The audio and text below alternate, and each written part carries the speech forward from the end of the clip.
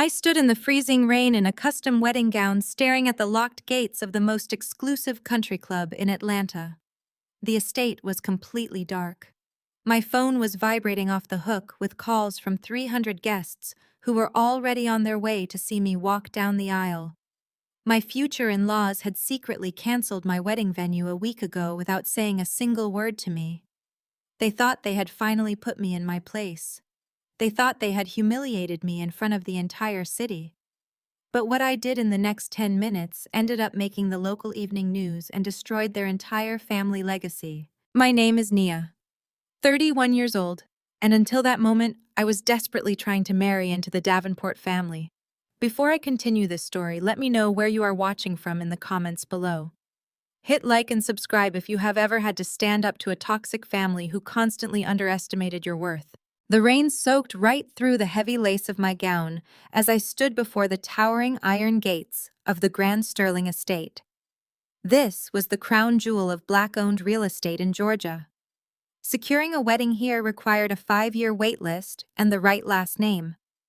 I had neither, but I had paid the deposit anyway. Now the iron gates were padlocked shut with heavy chains. The long, winding driveway was swallowed in pitch-black darkness. There was no valet. There were no caterers. There was absolutely nothing but the sound of the pouring rain hitting the pavement and my phone ringing non-stop in my bridle clutch. Every drop of rain felt like a sharp needle against my bare shoulders. The chill seeped into my bones, but the burning anger building in my chest kept me perfectly warm. Headlights cut through the darkness. Two sleek black Range Rovers aggressively pulled into the circular driveway right behind my car. The engines hummed loudly before being cut off. The doors opened and out stepped the people who were supposed to be my new family. My future mother-in-law, Beatrice, stepped out first. She was not wearing her custom mother of the groom gown. Instead, she wore expensive cashmere sweatpants and a smug smile that I will never forget. Following right behind her was my fiancé Julian, his sister Chloe, and her husband Darius. None of them were dressed for a wedding. They all wore casual lounge clothes. They looked like they were stepping out for a quick coffee, not attending the social event of the season. Beatrice walked right up to me. She held a massive golf umbrella over her perfectly styled hair while letting the rain continue to hit my face. Did you really think the Davenport family was going to let our legacy be tainted by a girl whose mother cleans hotel rooms? Beatrice laughed, a cold and sharp sound that echoed in the empty parking lot. I canceled this venue a week ago, Nia. I called the owner directly and pulled our family name off the contract. Your little 300 guests are driving into a dead end right now. Go back to your cheap apartment. You do not belong here. You never did. I stared at her. The malice in her eyes was completely unhidden now. For 2 years I had endured her subtle insults at church luncheons. I had smiled politely when she excluded me from the Alpha Kappa Alpha Legacy events. I had kept my mouth shut when she made loud comments about my lack of pedigree at every family holiday. She always made sure to remind me that I did not grow up summering in Martha's Vineyard or attending Jack and Jill social galas. I was just the girl from the wrong side of the tracks who managed to manipulate her son. And now she had orchestrated the ultimate public humiliation. She wanted my guests to arrive at a locked, dark gate. She wanted me standing in the rain looking exactly like the trash she always claimed I was. She wanted me broken. I slowly turned my head to look at Julian. The man who had proposed to me. The man who promised to protect me. He stood a few steps behind his mother, holding an umbrella over his own head. He refused to look me in the eye. He stared down at his expensive sneakers, avoiding my gaze entirely. Julian, I said, my voice dangerously calm over the sound of the rain. You knew about this. You let me put on this dress and drive here. Julian finally looked up, but he quickly glanced back down. His voice was a pathetic whisper. I am sorry, Nia. But my trust fund is tied to my mother's approval. You know how she gets. You do not have the right pedigree for our circles. My mother is right. If I marry you without her blessing, I lose my seat on the family board. You would ruin my image. I cannot go against my family just for love. It is just business, Nia. You have to understand that. The absolute cowardice in his voice confirmed everything I had suspected for the past year. Julian was not a man.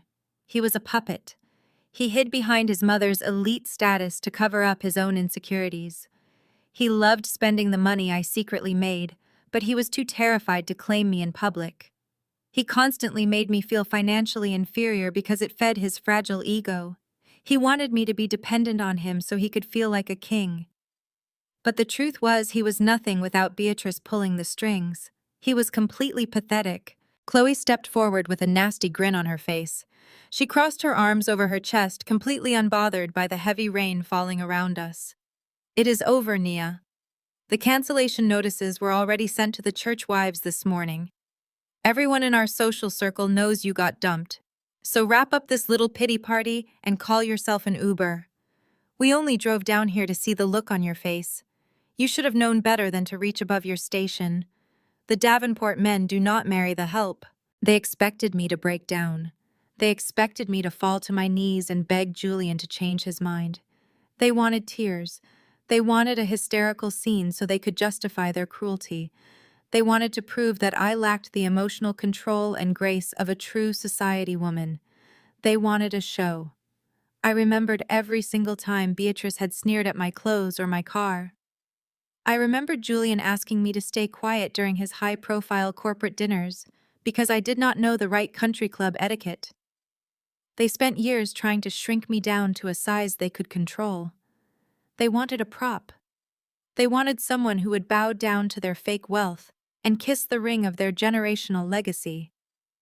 But their legacy was a complete illusion. I knew the truth about their bank accounts. I knew the truth about their debts. I had built a career out of managing crises for the ultra-wealthy, and I knew exactly how fragile their egos really were. They played checkers while I was playing chess. They had no idea what was coming. I did not shed a single tear. I did not scream. I did not beg. Instead, I reached up and calmly wiped the rain from my cheek. I looked at the heavy iron gates, and then I looked at the dark mansion sitting at the top of the hill. I checked the time on my diamond watch. It was exactly 5 o'clock. My timing was perfect. I reached into my white bridal clutch. I bypassed the tissues and the emergency lipstick. My fingers closed around a heavy piece of black metal. I pulled out a solid titanium master keycard. The metal felt cold and heavy in my hand. I walked past Julian without giving him a second glance. I walked past Chloe, who looked confused by my complete lack of emotion. I stopped right in front of Beatrice. I looked her dead in the eye and let a slow, predatory smile spread across my face. She flinched slightly, but tried to maintain her haughty expression. "You canceled the reservation?" "Beatrice," I said, my voice projecting clearly over the storm. "That was a very bold move. But you made one critical mistake. You forgot to check who actually owns this property. Your reign of terror is officially over. I bought this entire estate out of foreclosure yesterday morning, and now I am going to make you pay for every single thing you did to me today. Watch this happen right now. Look." The sudden flood of brilliant golden light washing over the manicured lawns and towering white pillars of the grand Sterling estate made Beatrice physically flinch. The heavy rain continued to pour around us, but the darkness that had shrouded the property was completely gone. The majestic fountains roared to life, shooting illuminated water high into the stormy sky. I stood there in my custom Vera Wang gown, holding the black titanium master keycard between my fingers. The quiet hum of the estate generators vibrating beneath the pavement was the only sound for a long, tense second. Beatrice quickly recovered her composure and let out a harsh scoff. She stepped closer, her expensive cashmere sweatpants getting soaked at the hems. She pointed a manicured finger at the glowing mansion. "That is a cheap parlor trick, Camille." She sneered, her voice dripping with absolute venom. "You probably paid off some low-level security guard to flip the breakers. Hand over that keycard right now before I call the police and have you arrested for trespassing. We are the Sterling family. You do not own this estate. You are nothing but a glorified party planner who crawled out of a housing project. I did not hand over the key. I slipped it smoothly back into my bridle clutch. I looked at the heavy oak double doors at the main entrance of the estate. They were easily 12 feet tall and banded with solid brass. As if on cue, the massive doors began to slowly swing open outward. Beatrice froze. Darren took a nervous step back, nearly tripping over his own casual sneakers. Jasmine and Kendrick exchanged confused glances. From the brightly lit grand foyer inside, a perfectly synchronized line of 50 staff members marched out onto the covered portico. They were impeccably dressed in crisp black tuxedos with white gloves. They moved with absolute precision. Half of them carried silver trays towering with crystal champagne flutes, while the other half rolled out elegant mahogany carts loaded with fresh lobster hors d'oeuvres, caviar, and truffles. The sudden display of extreme wealth and flawless hospitality made my future in-laws stare in absolute shock. I turned back to Beatrice, checking my diamond watch one more time. I run the largest anonymous crisis management and real estate holding firm in the state of Georgia, I said, maintaining eye contact. I fix massive financial and public relations messes for the elite in 10 minutes flat. Turning a canceled wedding into an acquisition gala only took me 5. Jasmine stomped forward, splashing through a puddle in her designer slides. She shoved her way past her mother and pointed her finger aggressively in my face. "You are lying," she screamed over the sound of the rain. "You are just a glorified party planner. You arrange balloons and print invitations. There is absolutely no way you can afford to buy the grand Sterling estate. You do not have the money. You do not have the class. You are making this up to save face because my brother finally dumped you." I did not back away. I reached out and grabbed Jasmine, pointing finger with a firm, unyielding grip. I slowly lowered her hand away from my face, applying just enough pressure to make her gasp. "Just like you could not afford the rent on your failing luxury boutique, Jasmine," I asked, my voice dangerously calm and steady. Jasmine's eyes widened in sheer panic. She tried to pull her hand away, but I held it tight, forcing her to listen. "You spent the last 2 years mocking my clothes and calling my career a joke." I continued, stepping into her personal space. "But you forgot to mention to your elite social circle that your high-end boutique in Buckhead has not turned a profit since it opened. You were drowning in debt. The landlord was drawing up the eviction papers. My glorified party planning company secretly bought your commercial lease 6 months ago. We bailed you out. We paid your back rent so you would not get publicly humiliated and evicted. You only have a business right now because I allow you to keep the lights on." Jasmine snatched her hand back, rubbing her wrist, her face drained of all color. She looked at Kendrick, who suddenly looked furious. Kendrick grabbed Jasmine by the shoulder, demanding to know if what I said was true. Jasmine could not even form a sentence. She just stared at me, completely terrified. Beatrice pushed Kendrick aside and glared at me. Her chest was heaving with pure rage. "This is illegal," Beatrice shouted, pointing at the estate. "You cannot just buy our properties behind our backs. We are the Sterling family. We built this city. We have connections you cannot even fathom. You think money buys you a seat at our table. You are nothing but a common street rat trying to wear a crown." I smiled at her. A cold, calculating smile that made her take a sudden step back. "I do not want a seat at your table, Beatrice. I bought the entire dining room." Before Beatrice could scream another insult, the sound of heavy tires rolling over the wet pavement interrupted her. We all turned to look down the long, winding driveway. A massive fleet of luxury vehicles was making its way through the open gates. Black Maybachs and stretch Rolls-Royces glided up the circular driveway, their headlights cutting through the heavy rain. Darren's jaw dropped. He recognized the license plates. He recognized the custom hood ornaments. These were not just regular wealthy guests. These were the absolute titans of Atlanta. The first Maybach pulled to a smooth stop right in front of us. A chauffeur in a black raincoat quickly opened the rear door and popped a large umbrella. Bishop Thomas, the highly respected leader of the city's largest megachurch, stepped out. He adjusted his tailored suit and nodded respectfully toward the estate. Right behind his car, a silver Rolls-Royce pulled up. The mayor of Atlanta stepped out, adjusting his tie and waving at the catering staff who were already offering champagne. These were the people Beatrice worshipped. These were the people Darren desperately tried to impress to maintain his fake image of wealth and power. Darren suddenly snapped out of his shock. He saw the mayor. He saw the bishop.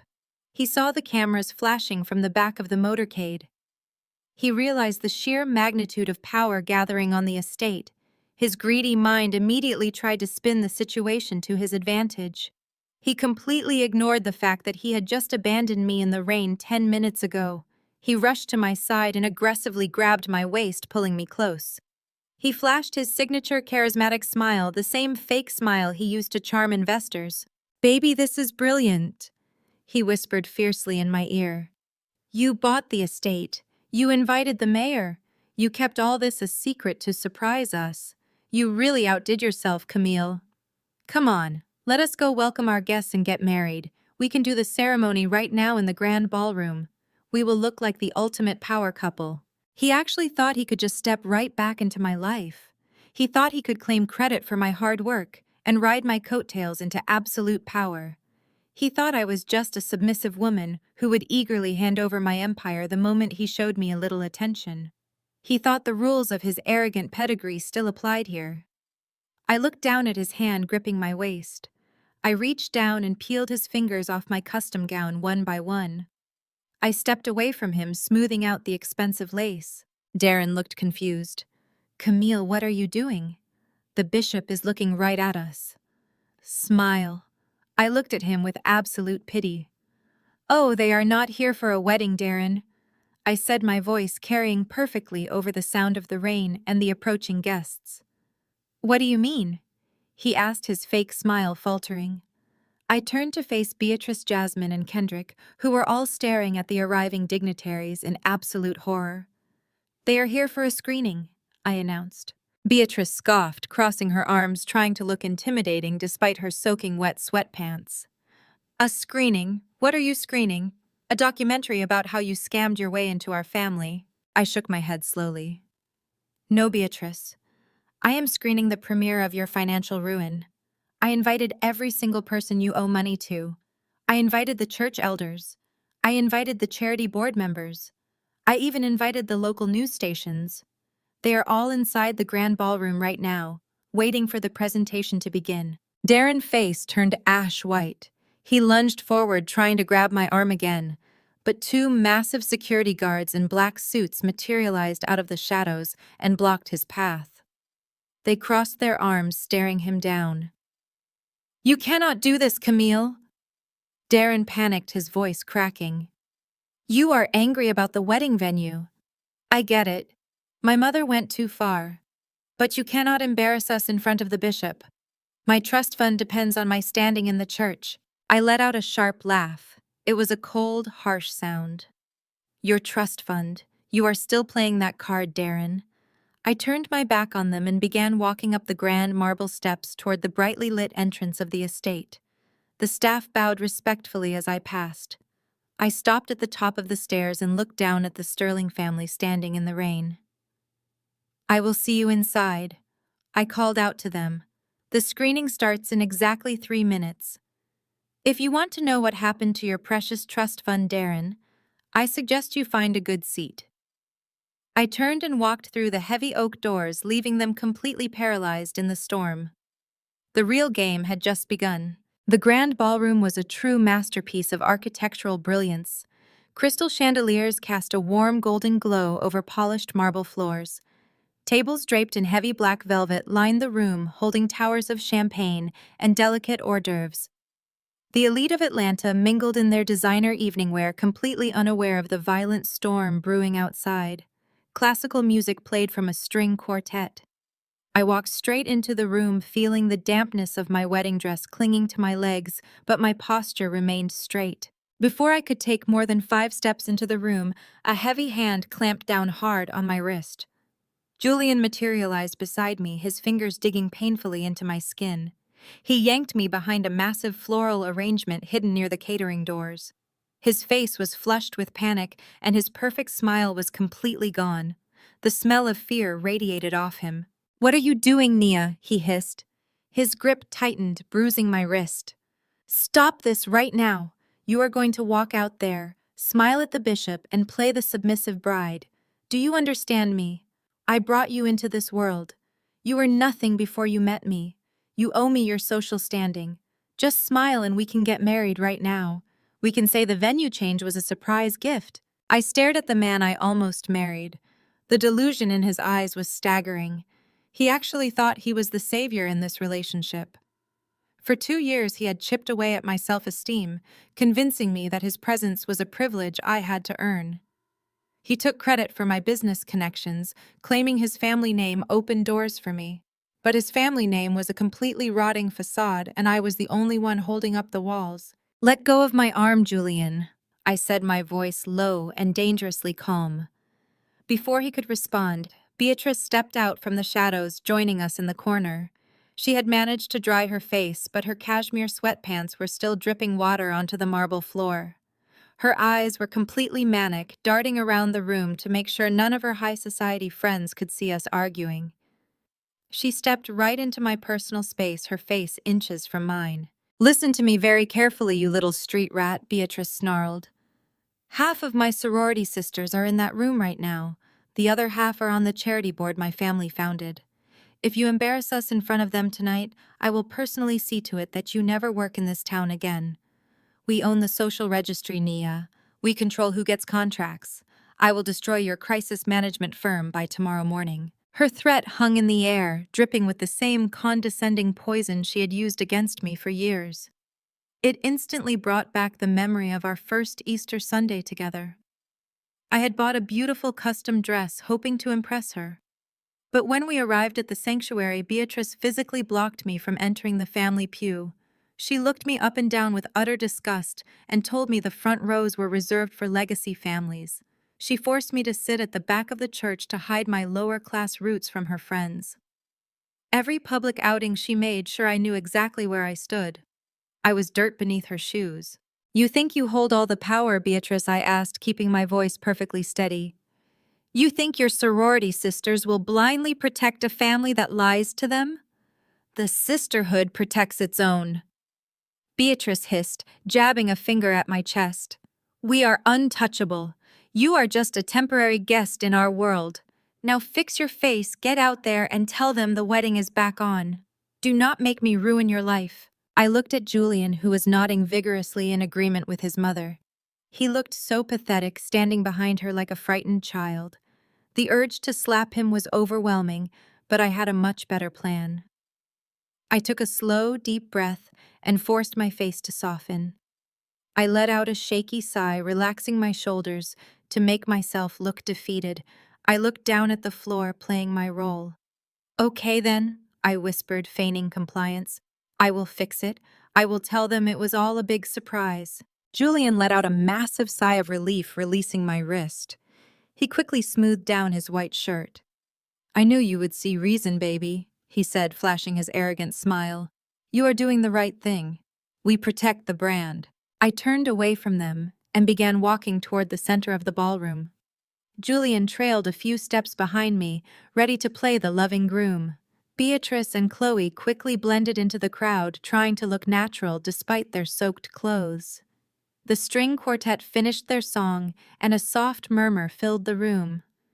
I walked straight up the marble steps to the grand stage. A single silver microphone stood in the center, illuminated by a bright spotlight. I stepped up to the microphone and tapped it once. The sharp sound echoed through the massive room. Instantly, all conversation stopped. 300 of Atlanta's most powerful people turned their attention to me. The bishop stood near the front row, holding a glass of sparkling water. The mayor paused his conversation and looked up. The room was so perfectly quiet. "Good evening, everyone," I said, my voice projecting clearly through the sound system. "I want to thank you all for being here tonight. As you can clearly see, this is not a traditional wedding reception." Julian stepped up to the edge of the stage, looking at me with a wide, fake smile. He nodded encouragingly, waiting for me to deliver the exact lie we had just rehearsed. "Julian Davenport has told many of you that he brought me into this world of wealth." I continued, my gaze sweeping across the sea of designer gowns. "He claims his family legacy opened doors for me. He claims I owe my success to his name and influence. He loves to play the generous provider taking a chance on a working-class girl. A soft murmur rippled through the crowd. Beatrice shifted uncomfortably near the bar, her eyes darting toward the exit. Julian's smile faltered slightly, but he kept it plastered on his face, unsure of where I was going with this. But the truth is a very different story, I said, my voice growing colder and sharper. Julian claims he brought me into wealth, but actually I have been funding his entire lifestyle for the past 2 years. The room erupted in shocked gasps. Julian's smile vanished instantly. His face contorted in panic, and he took a step back from the stage. "What are you doing?" he mouthed silently, his eyes wide with terror. Beatrice dropped her champagne flute. The crystal shattered loudly against the marble floor, but nobody even looked her way. Every single eye in the room was locked on me. I raised my hand and snapped my fingers, pointing at the audiovisual booth. The lights in the ballroom instantly dimmed. The massive digital screens that lined the wall behind the stage suddenly flared to life. High-definition images flashed across the screens, illuminating the dark room. The screens displayed a series of highly classified financial documents. They were offshore bank statements, wire transfers, and hidden ledger accounts. Every document bore Julian's signature and the Davenport family crest. These were not records of generational wealth. These were records of systemic theft. The first document clearly showed that Julian Trust Fund, the one he constantly bragged about, had been completely drained 5 years ago. It had a balance of absolute zero. The crowd began to whisper loudly, pointing at the screens in disbelief. The bishop stared intently at the documents. "Julian Davenport is completely broke," I announced, my voice echoing through the silent room. "He does not have a trust fund. He does not have investments. But what he does have is a very dangerous habit of stealing from the people who trust him the most." "Let us take a closer look at these offshore accounts," I said, gesturing to the screens. The money funding Julian luxury cars, his designer watches, and his country club memberships did not come from his family legacy. It came directly from the charity board Beatrice controls. The shocked gasps from the massive crowd grew significantly louder, echoing throughout the space. I watched Julian face drain of all color as the digital screen zoomed in on a specific transaction connecting the church charity fund directly to his secret account. The absolute destruction of the Davenport family was finally playing out in front of the entire city, and there was absolutely nothing they could do to stop it now. The silence in the grand ballroom broke. It did not break with a whisper, but with a collective gasp that sucked the air out of the massive room. 300 guests stared at the enormous digital screens suspended above the stage. The glowing blue light from the projectors washed over the shocked faces of Atlanta elite citizens. The bishop dropped his glass of sparkling water. It shattered against the polished marble floor, but nobody blinked. They were too busy reading the bank statements. I stood center stage holding the silver microphone. I watched the realization wash over the crowd. The screens displayed high-definition copies of Julian financial records. I had bypassed his flimsy passwords months ago when I realized he was hiding his bank statements from me. I had hired a forensic accountant to dig into his so-called trust fund. What we found was a masterpiece of financial deception. The first document on the screen showed a Cayman Islands offshore account registered to a shell company named J.D. Holdings. The balance was zero. The transaction history showed years of reckless spending. $5,000 for VIP tables at nightclubs. $50,000 for chartered flights to Miami. Hundreds of thousands funneled into bad crypto investments. Julian had burned through his grandfather money before he even turned 30. But that was not the part that had the church elders clutching their pearls. I raised my hand and signaled the AV booth. The screens shifted. A new document appeared. It was a wire transfer log from the First Cathedral of Atlanta Youth Foundation. This was the prestigious charity board that Beatrice controlled with an iron fist. She used that charity to cement her status among her sorority sisters and the city political elite. The log showed a systematic draining of funds. Every single month for the past 2 years, $50,000 was wired from the Youth Center Building Fund directly into Julian Empty Shell Company. Julian stood frozen at the edge of the stage. The sweat was pouring down his face, mixing with the rainwater that still clung to his hair. He looked like a cornered animal. He opened his mouth to speak, but no words came out.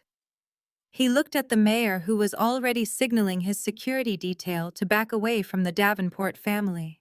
The mayor knew political poison when he saw it. Julian panicked, his eyes darting wildly. He scrambled up the stairs and aggressively grabbed my arm, pulling me toward the heavy velvet curtains. "What are you doing, Naya?" he hissed. His grip tightened painfully. "Stop this right now. You are going to walk out there, smile at the bishop, and play the submissive, grateful bride. Do you understand me? I brought you into this world. You were nothing before you met me.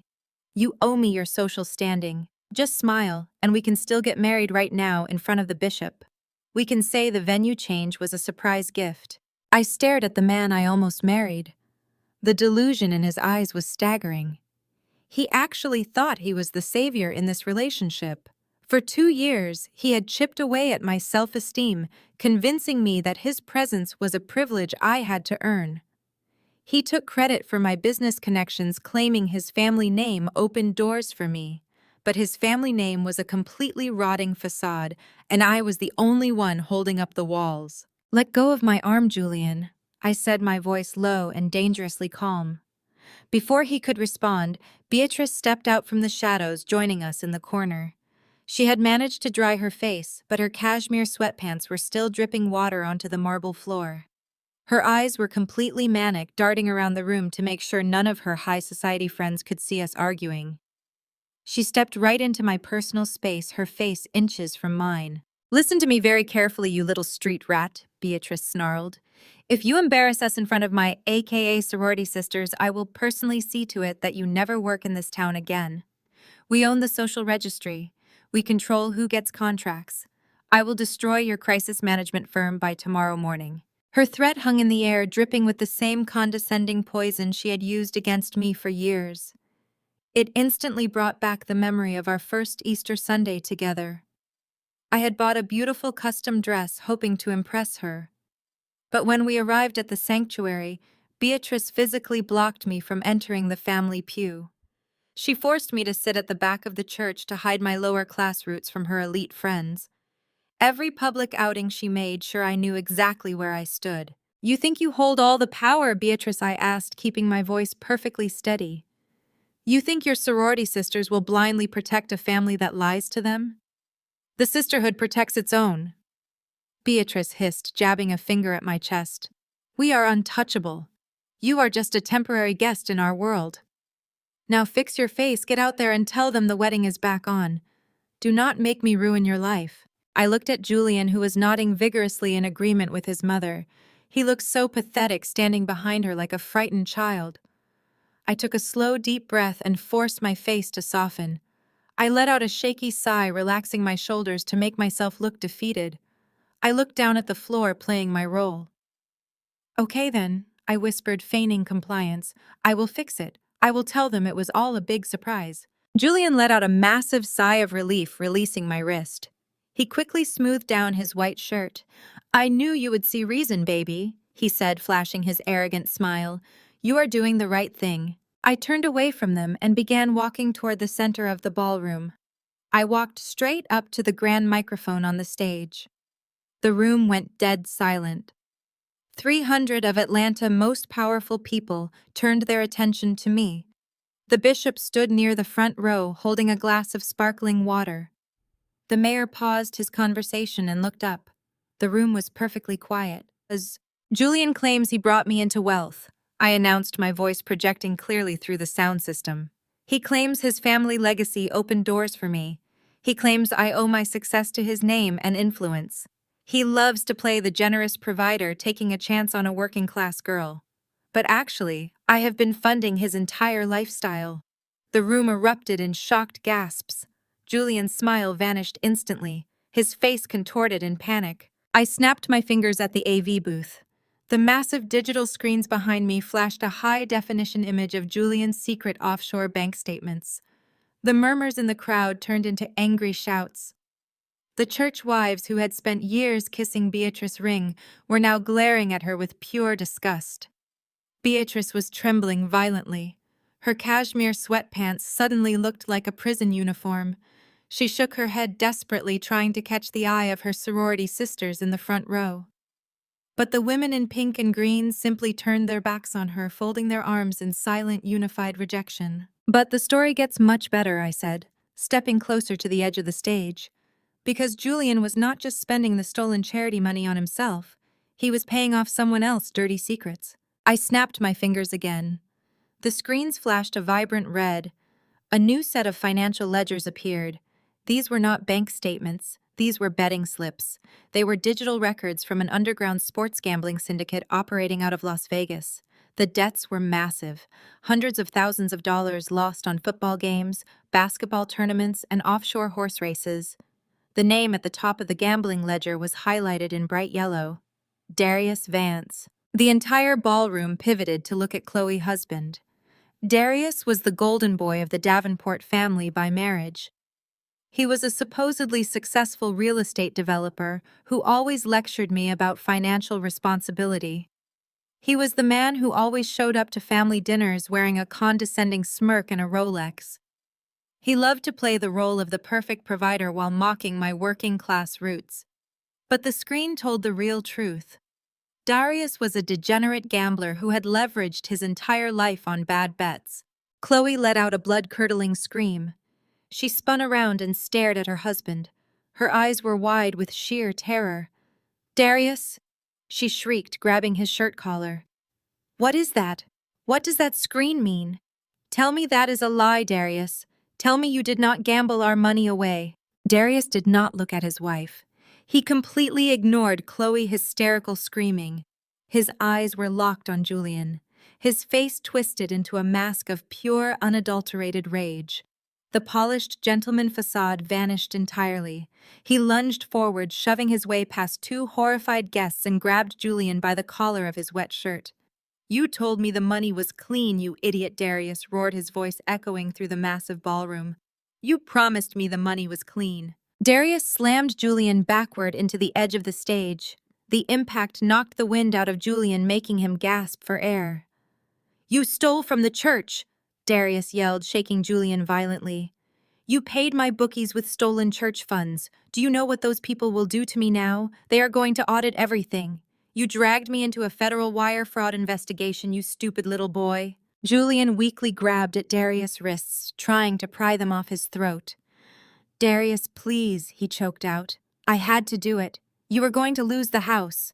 Chloe Boutique was failing. I was just trying to save the family brand. We had to keep up appearances." The physical altercation shattered whatever illusion of high society the Davenports had left. The mayor quickly exited the ballroom, flanked by his guards. The bishop stood completely still, his face a mask of righteous fury.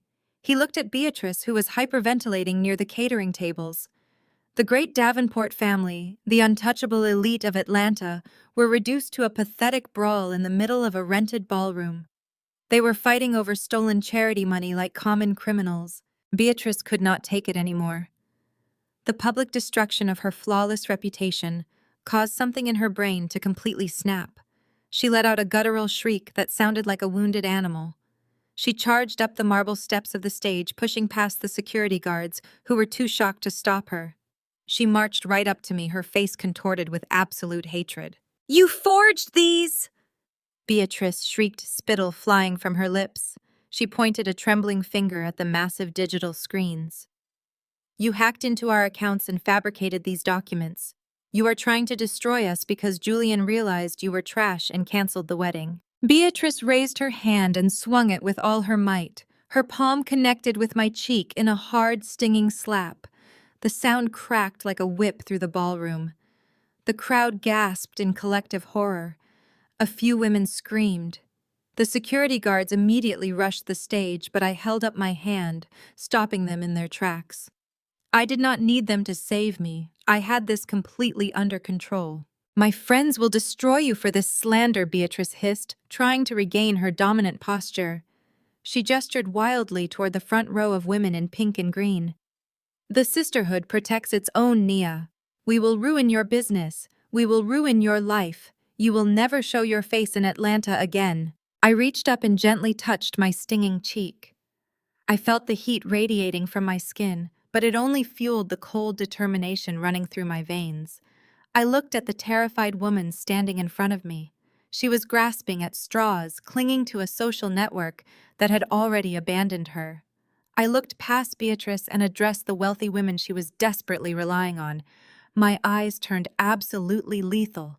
"Let us see how much the sisterhood protects a thief, Beatrice." Beatrice stumbled backward, clutching her chest as if she had been shot. She spun around to face the front row of the audience. These were her closest confidants.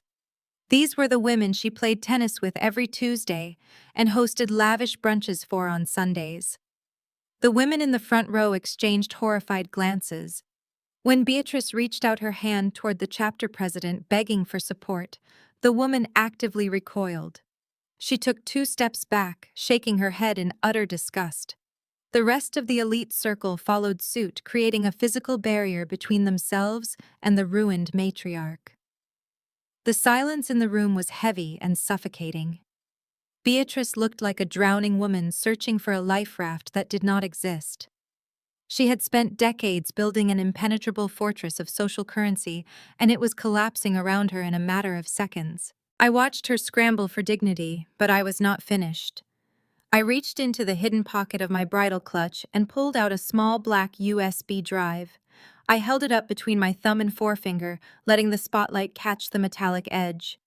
As a crisis manager, I hold the non-disclosure agreements for half the people in this room. I announced, my voice ringing with absolute authority. I clean up messes. I bury scandals. I keep your darkest secrets out of the local news. The crowd shifted uncomfortably, realizing the sheer amount of power I wielded. But Beatrice, I did not need a non-disclosure agreement for her. Her secret was not a mistake. It was a lifestyle. Darren was still slumped against the edge of the stage, nursing his bruised collarbone where Kendrick had slammed him. He looked up at me with pleading eyes, but I ignored him entirely. "Everyone in this room believes the Davenport wealth is generations deep," I said, pacing the edge of the stage. "You believe Beatrice is funding charity galas out of the goodness of her heart and her massive portfolio. But the reality is that Beatrice Davenport has been completely penniless for a decade. 10 years ago, her husband left her with absolutely nothing but a heavily mortgaged house and a pile of outstanding country club dues. She had no income, she had no inheritance. She was drowning in debt and terrified of losing her seat at the table." Beatrice let out a strangled gasp. She shook her head wildly, wrapping her arms around her stomach. "Stop it," she whimpered, but her voice was drowned out by the angry murmurs of the crowd. "Darren did not just decide to embezzle funds on his own," I declared, pointing the microphone toward the cowering groom. "He is not smart enough to execute a wire fraud scheme of this magnitude." Beatrice orchestrated the entire operation. She used her position as the head of the church charity board to authorize fake contractor invoices for the new youth center. She funneled hundreds of thousands of dollars through Darren's shell company. The money meant for after-school programs and community outreach paid for Beatrice's weekly spa treatments, her designer wardrobe, and her luxury vacations. She robbed her own community to maintain the illusion of Atlanta royalty. Beatrice suddenly snapped. The last shred of her sanity broke under the weight of the public humiliation. She lunged forward, her face twisting into a mask of pure demonic rage. "I am Atlanta royalty," she screamed, her voice cracking with hysteria. "You cannot talk to me like this. You are nothing. You are ghetto trash who crawled out of a housing project. You manipulated my son. You are trying to destroy us because you are jealous of our breeding. My family built this city. We are the foundation of this society. You will pay for this slander. I will destroy you." From the front of the crowd, a tall, imposing figure stepped forward. The bishop raised his hand, and the entire ballroom fell silent immediately. His presence commanded absolute respect. He walked slowly toward the stage, his dark eyes locked onto Beatrice. His face was a picture of profound disappointment and righteous anger. Beatrice shrank back, her manic energy evaporating the second the bishop stood in front of her. "Beatrice," the bishop said, his voice low and rumbling with authority, I need you to look me in the eye and answer one question. The funds we raised for the new community youth center, the bishop began stepping closer to her. The money donated by the hardworking families of our congregation. Did that money pay for the brand new Mercedes you drove to church last Sunday? Beatrice opened her mouth to speak, but her jaw just trembled. She looked at the mayor, who was standing near the exit. She looked at her sorority sisters, who were actively glaring at her. She looked at Darren, who was still cowering on the floor. She had absolutely nowhere to run. "Answer me!" Beatrice the bishop commanded, his voice booming with divine authority. "Did you steal from the children of our community to fund your luxury cars?" I can explain." Beatrice stammered, tears ruining her expensive makeup. "The funds were commingled. It was a temporary loan. I was going to pay it back. I am the chairwoman. I have discretionary access to the accounts." The crowd erupted in furious shouts. The admission of guilt was all they needed to hear. The bishop shook his head slowly, stepping away from her as if she were carrying a contagious disease. "You are stripped of your title immediately, Beatrice," he said firmly. "I will be contacting the authorities to initiate a full forensic audit of every single account you have ever touched. May God have mercy on your soul, because the legal system will not." In the middle of the screaming crowd, Jasmine suddenly realized the magnitude of the disaster. She had spent the entire evening standing proudly by her mother's side, mocking me and flaunting her supposed wealth. But now the ship was sinking fast, and Jasmine was a rat looking for a life preserver. She looked at her husband Kendrick, who was still standing near the stage, breathing heavily with a split lip from his altercation with Darren. She looked at her mother, who was sobbing uncontrollably on the floor. Jasmine's eyes widened with sheer panic. The realization that she was about to lose her social standing, her boutique, and her freedom hit her like a freight train. She decided in that exact moment to sever all ties. She shoved her way through the angry crowd, splashing through the spilled champagne on the marble floor. She practically sprinted up the stairs to the stage. Before I could react, Jasmine snatched the microphone from the stand. Her hands were shaking violently, and her eyes were wild with desperation. "Listen to me, everyone!" Jasmine screamed into the microphone, feedback whining through the speakers. "I had absolutely nothing to do with this. I swear to you, I knew nothing about the embezzlement. I am a victim here, too." The crowd quieted, slightly intrigued by this sudden betrayal within the family ranks. Beatrice looked up at her daughter, her face contorted in absolute shock. "Jasmine, you cannot do this," Beatrice sobbed. "We are family." "We are nothing," Jasmine snapped back, her voice dripping with venom. "I will not let you drag me down to prison with you." She turned back to the audience, clutching the microphone with both hands. "I am stepping down from the Davenport Family Board, effective immediately. I want no part of this legacy. And as for you," she sneered, glaring down at her husband, "I am contacting my lawyers first thing tomorrow morning. I am divorcing Kendrick. I will not be married to a degenerate gambler who funds his illegal habits with stolen church money. I am done with all of you." From the floor below the stage, Kendrick let out a low, rumbling laugh. It was a dark, bitter sound that cut through the tension in the room. He reached up with the back of his hand and slowly wiped the blood dripping from his split lip. He looked at his wife with an expression of pure, lethal amusement. The facade of the perfect provider was completely gone, replaced by the hardened glare of a man who had absolutely nothing left to lose. "Oh, is that right, Jess?" Kendrick asked, his voice carrying a dangerous edge that made the nearby guests step back. "You had nothing to do with this. You are an innocent victim just running your honest little boutique." Kendrick let out another dark laugh, shaking his head slowly. He reached into the pocket of his tailored slacks and pulled out his smartphone. He tapped the screen a few times, looking up at his wife with a cold, dead stare. "Let us check your phone, Jazz." Kendrick said, his voice echoing ominously in the quiet ballroom. "Let us see what you knew. The ugly truth always comes out." Kendrick did not wait for Beatrice to respond to my lethal question.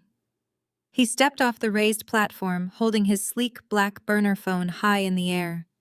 The veins in his neck were bulging, and a dangerous sneer twisted his bruised face.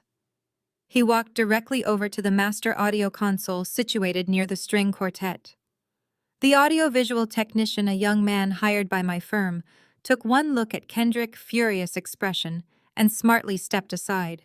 Kendrick plugged a supplementary auxiliary cord directly into his device. He tapped the glowing screen 3 times. The ambient noise in the ballroom instantly cut out, replaced by a sharp digital click echoing through the massive overhead speakers. "You want to play the innocent victim?"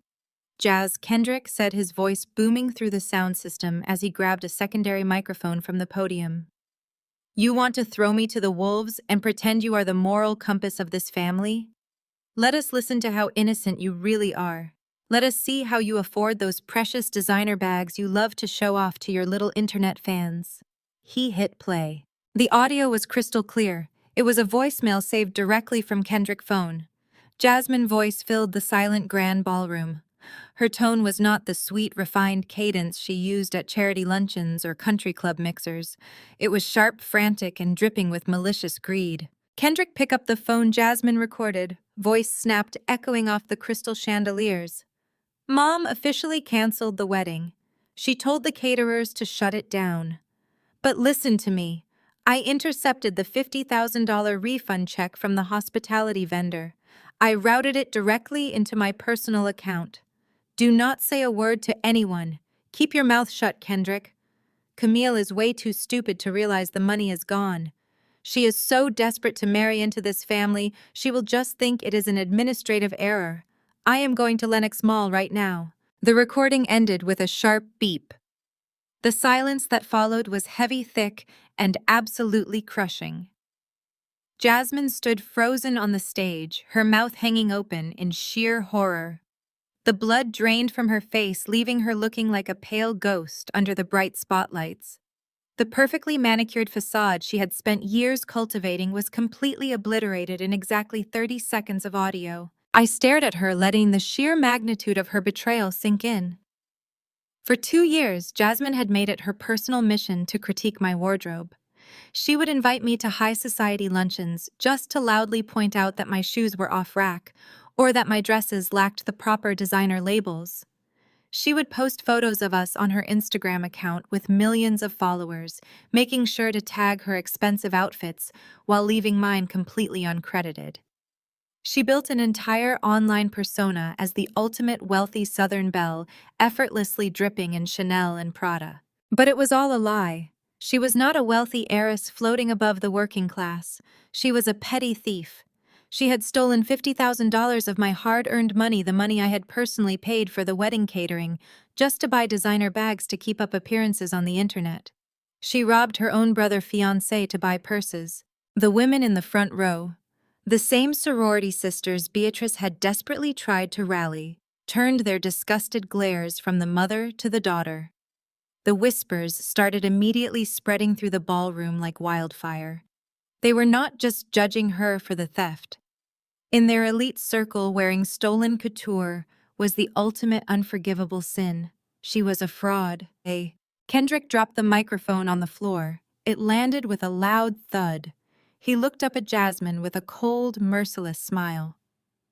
"You threw me under the bus to save your own skin, Jazz," he said, his voice carrying without the microphone in the dead quiet room. "But you forgot that I know where all your bodies are buried. You have not used your own money to buy anything in 5 years. You are a parasite. You bleed everyone around you dry just so you can take a pretty picture." Jasmine's chest heaved as she struggled to pull oxygen into her lungs. She looked like a trapped animal surrounded by predators. She looked at the mayor, who was shaking his head in disgust. She looked at the bishop, who was already turning his back on the entire family. She looked at Darren, who was still cowering near the floral arrangements, completely useless. She had absolutely no one left to manipulate. So she turned her rage on the only person standing in front of her: me. Jasmine let out a screech that tore through the ballroom. It was a sound of pure, unhinged malice. She lunged toward the catering table, grabbing a crystal champagne flute. Before anyone could stop her, she hurled it directly at me with all her strength. I did not flinch. I did not move. The heavy crystal glass flew through the air and smashed violently into the marble floor inches from my custom Vera Wang gown. Shards of sparkling glass exploded outward, glittering in the stage lights like tiny diamonds. Several guests gasped, stepping backward to avoid the flying debris. "You think you are so smart?" Jasmine screamed, her face twisting into an ugly mask of pure hatred. "You think you are untouchable because you bought this venue? You think exposing us makes you powerful? You are nothing. You are a pathetic little party planner playing dress-up. You do not belong here. You will never belong here." I stood perfectly still, letting her exhaust herself. Her words had absolutely no power over me anymore. They were just the desperate flailings of a drowning woman trying to pull someone else under the water. "You think you have won?" Jasmine shrieked, pointing a shaking finger directly at my face. "You think you have taken everything from us. But you forgot one very important detail, you stupid little girl. You still live in a house owned by my family. The deed is in my mother's name. Darren let you live there because he pitied you. We are going to throw your belongings into the street. We will evict you tonight. You are going to be homeless by midnight. You will have absolutely nothing." The crowd murmured nervously. It was a vicious threat. In their world, losing your home and your social standing simultaneously was a death sentence. Beatrice, who was still recovering from the Bishop public condemnation, suddenly perked up. A cruel, vindictive smile crept back onto her face. She realized she still held one last card. "That is right," Beatrice spat, her voice raspy and hoarse. "You can buy a ballroom for a night, but you cannot buy class. I am going to call the sheriff right now. I am having you removed from the Sterling estate for trespassing. You are going to be sleeping in your car." Darren stepped out from behind the flowers, suddenly finding a tiny shred of courage now that his mother and sister were attacking my housing situation. "You really messed up this time, Camille," Darren said, shaking his head with a condescending smirk. "You should have just kept your mouth shut. Now you have completely ruined your own life." I looked at the three of them. A mother, a son, and a daughter, all united by their shared delusion and their toxic greed. They genuinely believed they still held power over me. They genuinely believed that a piece of property was my ultimate weakness. They thought they could still dictate the terms of my existence. I smiled. It was a slow, cold, calculating smile that made Darren's smirk instantly falter. I reached my right hand up toward the sweetheart neckline of my custom wedding gown. The intricate lace and beadwork hid a small, reinforced pocket I had specifically tailored into the bodice just for this exact moment. I slipped 2 fingers inside the silk lining and slowly pulled out a crisply folded legal document. The heavy parchment paper made a soft crinkling sound as I pulled it free. I held the folded document loosely in my hand, letting the bright stage lights catch the official blue seal of the Fulton County court system stamped on the corner. "You love to talk about what you own," Beatrice, I said, my voice dropping to a dangerous whisper. "You think you can evict me from the house I live in?" I did some digging. I discovered you had 3 massive secret mortgages. You were defaulting. The bank was foreclosing. So I bought the paper through a shell corporation. I paid off the bank completely and legally transferred the deed. You cannot evict me, Beatrice, because you do not own it anymore. I am the sole owner. "You mean the sprawling 6-bedroom estate in Buckhead?" I asked, my voice echoing through the deadly, silent ballroom. "The one with the imported Italian marble foyer and the priceless rose garden. The one you constantly reminded me I was just a guest in." I held up the heavy parchment paper. I let the bright stage lights illuminate the raised seal of the Fulton County court system. Beatrice stared at the document. Her eyes were completely bloodshot and wide with a terror that went beyond mere social embarrassment. This was existential dread. The pristine facade of her high society life was peeling away layer by layer, revealing the absolute nothingness underneath. I raised my left hand and snapped my fingers toward the audio-visual booth hidden in the balcony.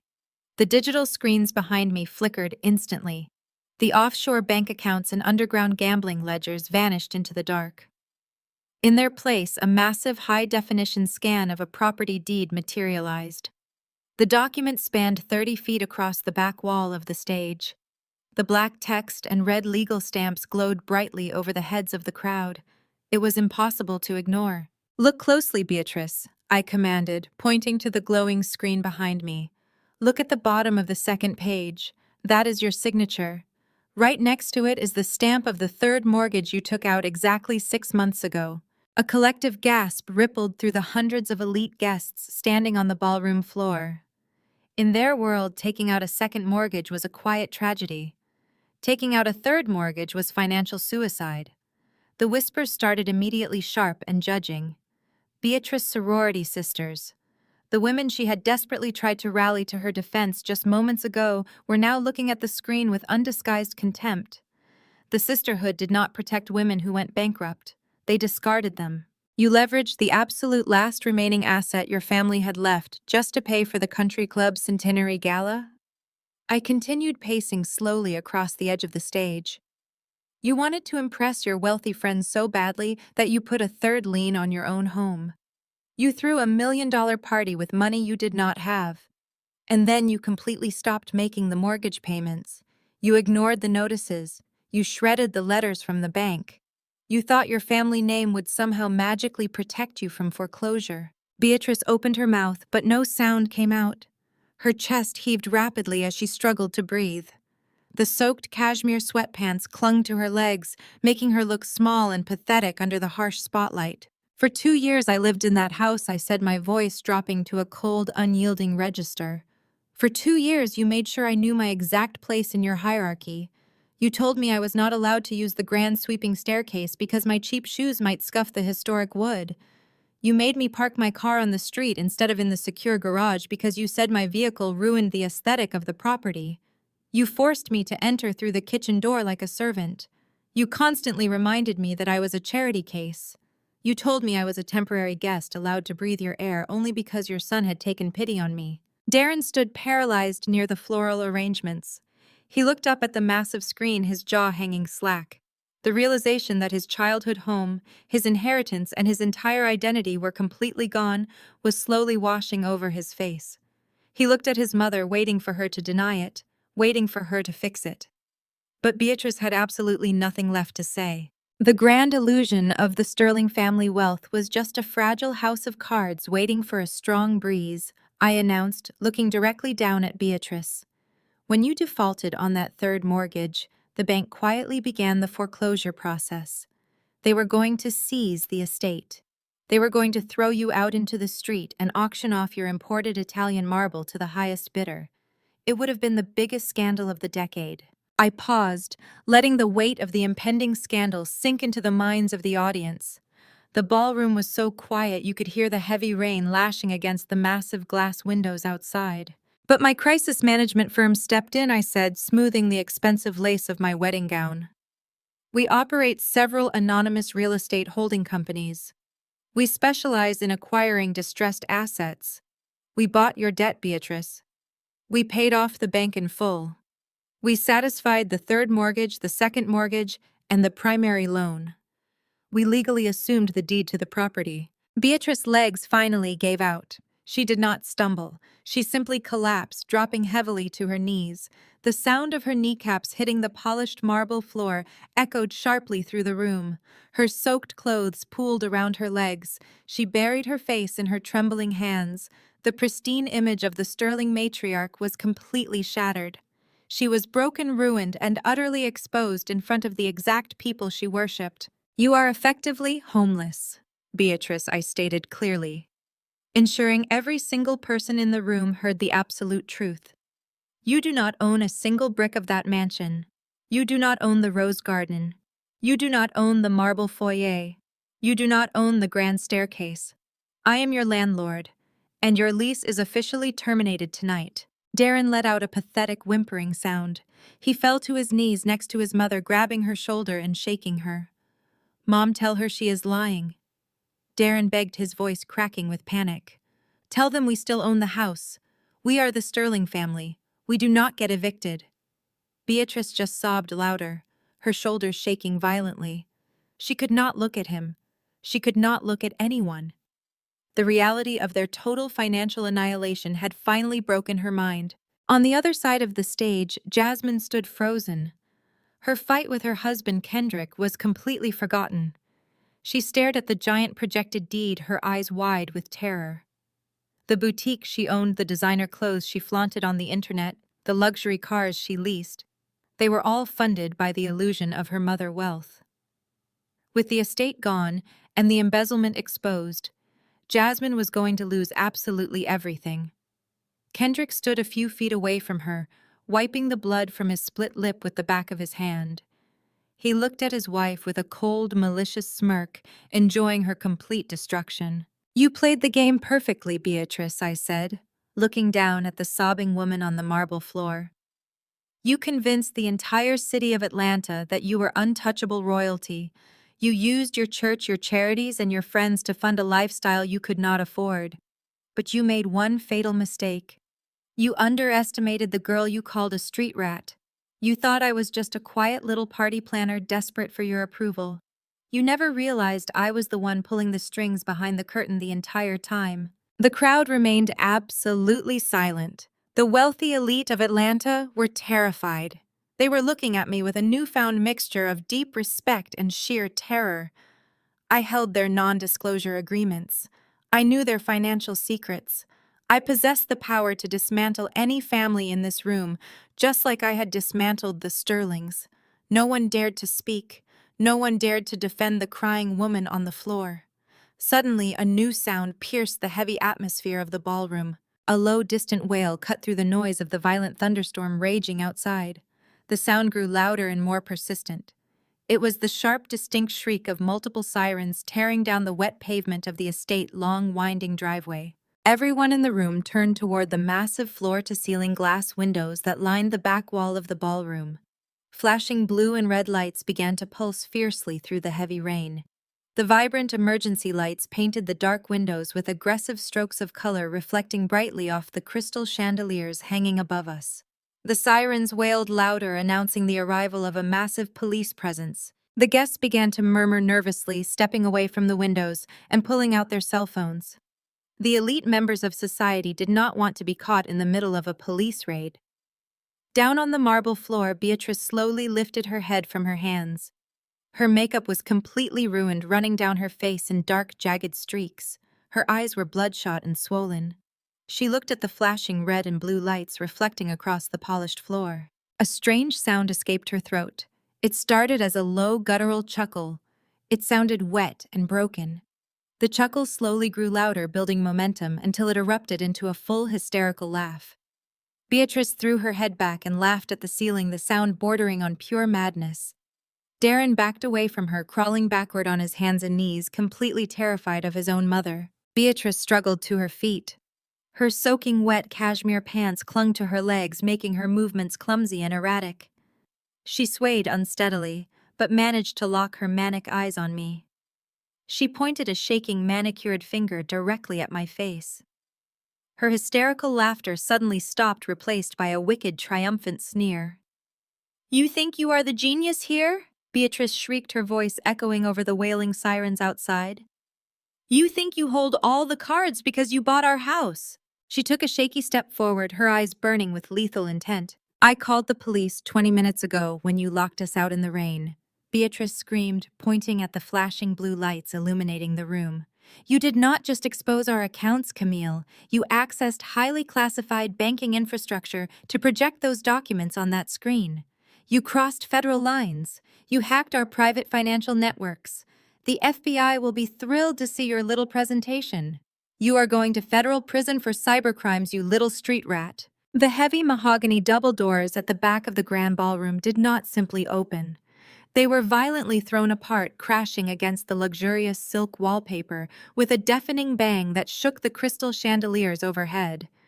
The immediate influx of cold, stormy air swept through the lavish venue, carrying the sharp metallic scent of rain and adrenaline. A dozen heavily armed police officers poured into the space, moving with absolute tactical precision.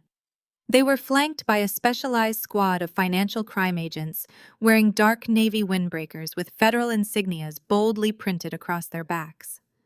Their heavy combat boots stomped rhythmically against the pristine imported Italian marble floors, completely shattering the delicate illusion of high society elegance. The hundreds of elite guests in attendance immediately scattered like a flock of terrified birds. Women in custom couture gowns shrieked and pulled their husbands behind the towering floral arrangements. Men who controlled the local economy suddenly cowered behind the catering tables. The sheer physical presence of the tactical team brought a brutal, terrifying reality into a room built entirely on polite fiction. Radios crackled with sharp bursts of static. Flashlights mounted on tactical rifles cut through the dim, romantic lighting of the ballroom, pinning the Davenport family center stage. Beatrice witnessed the armed officers swarming the exits, and a massive wave of euphoric relief washed over her tear-stained face. Her delusion was so deeply ingrained that she genuinely believed this overwhelming show of state force was her personal rescue cavalry. She managed to push herself up from the floor, her soaking wet cashmere sweatpants dripping dark puddles onto the stage. She ignored her ruined makeup and adopted the arrogant, haughty posture she had wielded like a weapon for decades. Beatrice aggressively marched to the very edge of the stage. She thrust her arm forward, pointing a trembling manicured claw directly at my face. Her voice cracked with malicious, triumphant glee as she addressed the approaching officers. "Arrest her!" Beatrice shrieked, her voice echoing shrilly over the ambient chaos of the room.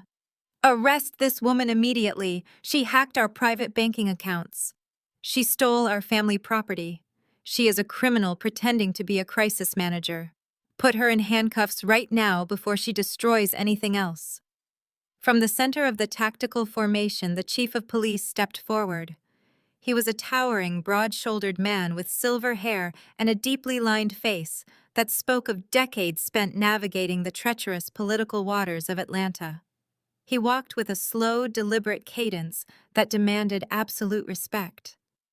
The silver stars on his uniform caught the ambient light as he approached the stage. Beatrice saw him coming and leaned forward, her eyes wide with desperate expectation. She prepared to unleash another torrent of vicious demands. She expected the chief to defer to her legacy. She expected him to recognize her status and immediately execute her petty vengeance. Instead, the chief of police did something that completely shattered Beatrice's fragile reality. He walked right past her. He did not look at her. He did not acknowledge her frantic screaming. He did not even flinch when she desperately reached out to grab the sleeve of his uniform. He brushed past the ruined matriarch as if she were nothing more than an invisible minor inconvenience. The ultimate insult to a woman who demanded to be the center of attention. The chief stopped directly in front of me. The stern, hardened lines of his face instantly softened into a look of profound professional respect. He reached out his large, calloused hand and offered me a firm, respectful handshake. "Good evening, Camille," the chief said, his deep voice carrying clearly across the silent ballroom. "I apologize for the dramatic entrance, but my financial crimes unit wanted to secure the perimeter before these individuals attempted to flee the jurisdiction. The digital evidence packages you securely transmitted to the district attorney office this afternoon were absolutely flawless. We have everything we need to proceed with the indictments." I accepted his handshake, offering a calm, measured nod of acknowledgement. "Thank you for your prompt response, Chief," I replied, my voice projecting absolute confidence. I know pulling together a multi-agency task force on a Saturday evening is no small logistical feat. Beatrice let out a choked, gasping noise that sounded like a dying engine. She stumbled backward, her knees buckling slightly as she stared at the chief of police, treating me like an esteemed colleague. Her mouth opened and closed, but her brain simply could not process the scene unfolding right in front of her eyes. You know her?" Beatrice stammered, her voice trembling with raw, unfiltered terror. "Why are you shaking her hand? She is a criminal. She stole my house. You work for me. You work for the taxpayers of this city. Arrest her." I turned my head slowly and looked down at the pathetic woman who had spent the last 2 years actively trying to destroy my self-esteem. I let a cold, razor-sharp smile spread across my face. It was finally time to pull back the final curtain on my professional life. My firm funds the entire Police Benevolent Association in this county. Beatrice. I stated, my words dropping like heavy stones into the quiet room. You think I am just a low-level event planner who cleans up bad press for minor celebrities.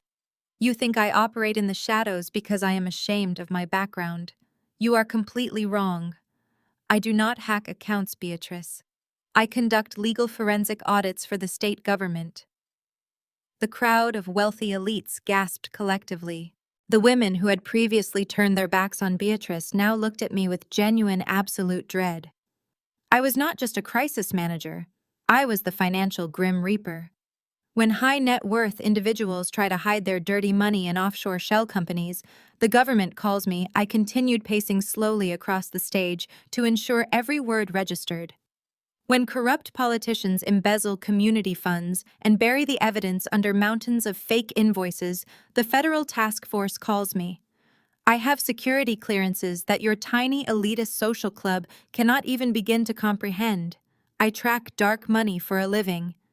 So when I suspected Darren was bleeding his own charity dry, it took me exactly 3 hours to secure a legal subpoena, unravel his pathetic amateur accounting tricks, and document every single stolen dollar. You did not get hacked, Beatrice. You got legally investigated and you failed the audit spectacularly. Beatrice dropped to her knees for the second time that night. The impact was heavy and final. The grand illusion of the Sterling family wealth, the impenetrable fortress of superiority she had built over a lifetime, was completely permanently shattered. They were effectively homeless. They were financially ruined. And the woman she had relentlessly mocked as a street rat was now their landlord and their chief investigator. She buried her face in her hands and let out a long, mournful wail that echoed tragically through the ballroom. The chief of police turned his attention away from the sobbing matriarch. His face hardened back into a mask of relentless authority. He looked past me and locked his eyes on the two men cowering near the floral displays. Darren Sterling and Kendrick Banks, the chief, announced, his voice booming with the undeniable weight of the law. "Step forward immediately and keep your hands where my officers can see them." Kendrick froze, his confident smirk vanishing entirely. The burner phone he had just used to expose his own wife slipped from his trembling fingers and clattered against the marble floor. He raised his hands slowly, his eyes darting toward the heavily armed tactical officers blocking every visible exit. He knew the game was completely over. "We have federal warrants for your arrest." The chief continued, pulling a stack of folded legal documents from the inside pocket of his tactical jacket. "You are both being formally charged with multiple counts of wire fraud, systematic embezzlement, and grand larceny. You will be transported to a federal holding facility where you will await arraignment." Darren stared at the police officers in pure, absolute panic. The reality of federal prison, the loss of his luxury cars, the end of his tailored suits, and expensive dinners crashed into his fragile mind all at once. He was a man who had never faced a single real consequence in his entire privileged life. He had always relied on his mother to fix his mistakes, but his mother was currently sobbing on the floor, completely powerless. Darren panicked. Sweat poured down his forehead, mixing with the leftover rainwater. He looked at the chief. He looked at the armed men by the main entrance. Then his wild, desperate eyes shifted toward the back of the ballroom. Behind the ice sculpture sat the swinging doors leading directly into the kitchen. He turned and sprinted toward them. Darren did not make it far. His leather dress shoes completely lacked traction on the polished marble floor. He moved with the uncoordinated panic of a man who had never performed a day of hard physical labor in his life. He pushed past a tray of champagne glasses, sending them shattering across the floor. He lunged toward the swinging wooden doors of the catering kitchen. Two tactical officers moved with terrifying speed. They flanked him effortlessly, cutting off his escape route. Darren tried to pivot, changing his direction toward the service elevator. He never saw the massive display table directly in his blind spot. The table held our 5-tier custom wedding cake. It was an extravagant, towering masterpiece of white fondant sugar orchids and edible gold leaf that Beatrice had personally demanded. One of the officers lunged forward, wrapping his thick arms around Darren's waist. The sheer momentum of the tackle lifted Darren entirely off his feet. He flew backward horizontally through the air. Darren collided violently with the cake table. The heavy wooden table splintered under the impact. The towering 5-tier cake toppled backward, crashing directly onto Darren's chest. He hit the marble floor with a sickening thud. The entire cake collapsed on top of him. Hundreds of pounds of dense vanilla sponge buttercream frosting and sugar flowers exploded outward like a culinary bomb. Darren groaned, pinned flat on his back. Thick white frosting smeared across his face, blinding him. The custom-tailored velvet tuxedo Beatrice had purchased for him was completely ruined, instantly soaked in crushed cake and crushed pride. The tactical officers did not hesitate. One officer planted a heavy combat boot firmly on Darren's shoulder, pinning him to the floor. The officer grabbed Darren's wrists, twisting them forcefully behind his back. The sharp metallic click of the steel handcuffs echoed clearly over the stunned silence of the ballroom crowd. Darren's face was pressed into a smear of vanilla icing. He was crying. High-pitched, pathetic sobs racked his body as the officers hauled him roughly to his knees. The golden boy of the Sterling family was reduced to a crying, frosted mess in front of the entire high society of Atlanta. Across the stage, Kendrick watched his brother-in-law get absolutely demolished. Kendrick did not panic. He did not run. He simply let out a long, heavy sigh of total defeat. He looked at the armed federal agents advancing toward him. He looked at his wife, Jasmine, who was staring at him with a mixture of terror and disgust. Kendrick slowly raised his hands in the air, palms facing outward. He extended his wrists willingly toward the approaching agents. He knew exactly how the federal justice system worked. Running would only tack resisting arrest and flight charges onto his already massive list of federal indictments. The agent stepped forward, grabbing his arms and pulling them behind his back. The steel cuffs locked around his wrists with a harsh finality. Kendrick did not struggle. He looked over his shoulder directly at Jasmine. He offered her one final cold sneer. "See you in court, Jazz," he muttered, his voice entirely devoid of emotion. Jasmine recoiled as if he had physically struck her. The two men who had anchored the Sterling family social standing, the prestigious real estate developer and the wealthy entrepreneur, were now chained together like common street criminals. The officers began marching them toward the main doors. The crowd of wealthy elites parted like the Red Sea, desperate to avoid any physical proximity to the disgraced men. They shrank back against the walls, holding their collective breath. Beatrice witnessed the entire sequence from her position on the floor. She watched her beloved son Darren shoved forward by the police, his face covered in cake and tears. She watched the steel handcuffs dig into his wrists. Her brain finally processed the absolute reality of her situation.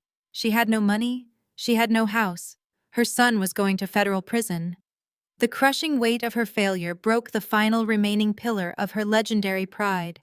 She let out a horrific wailing sound that lacked any trace of human dignity. It was the sound of total surrender. She dropped onto her hands and knees. Her wet cashmere clothing dragged heavily across the cold marble.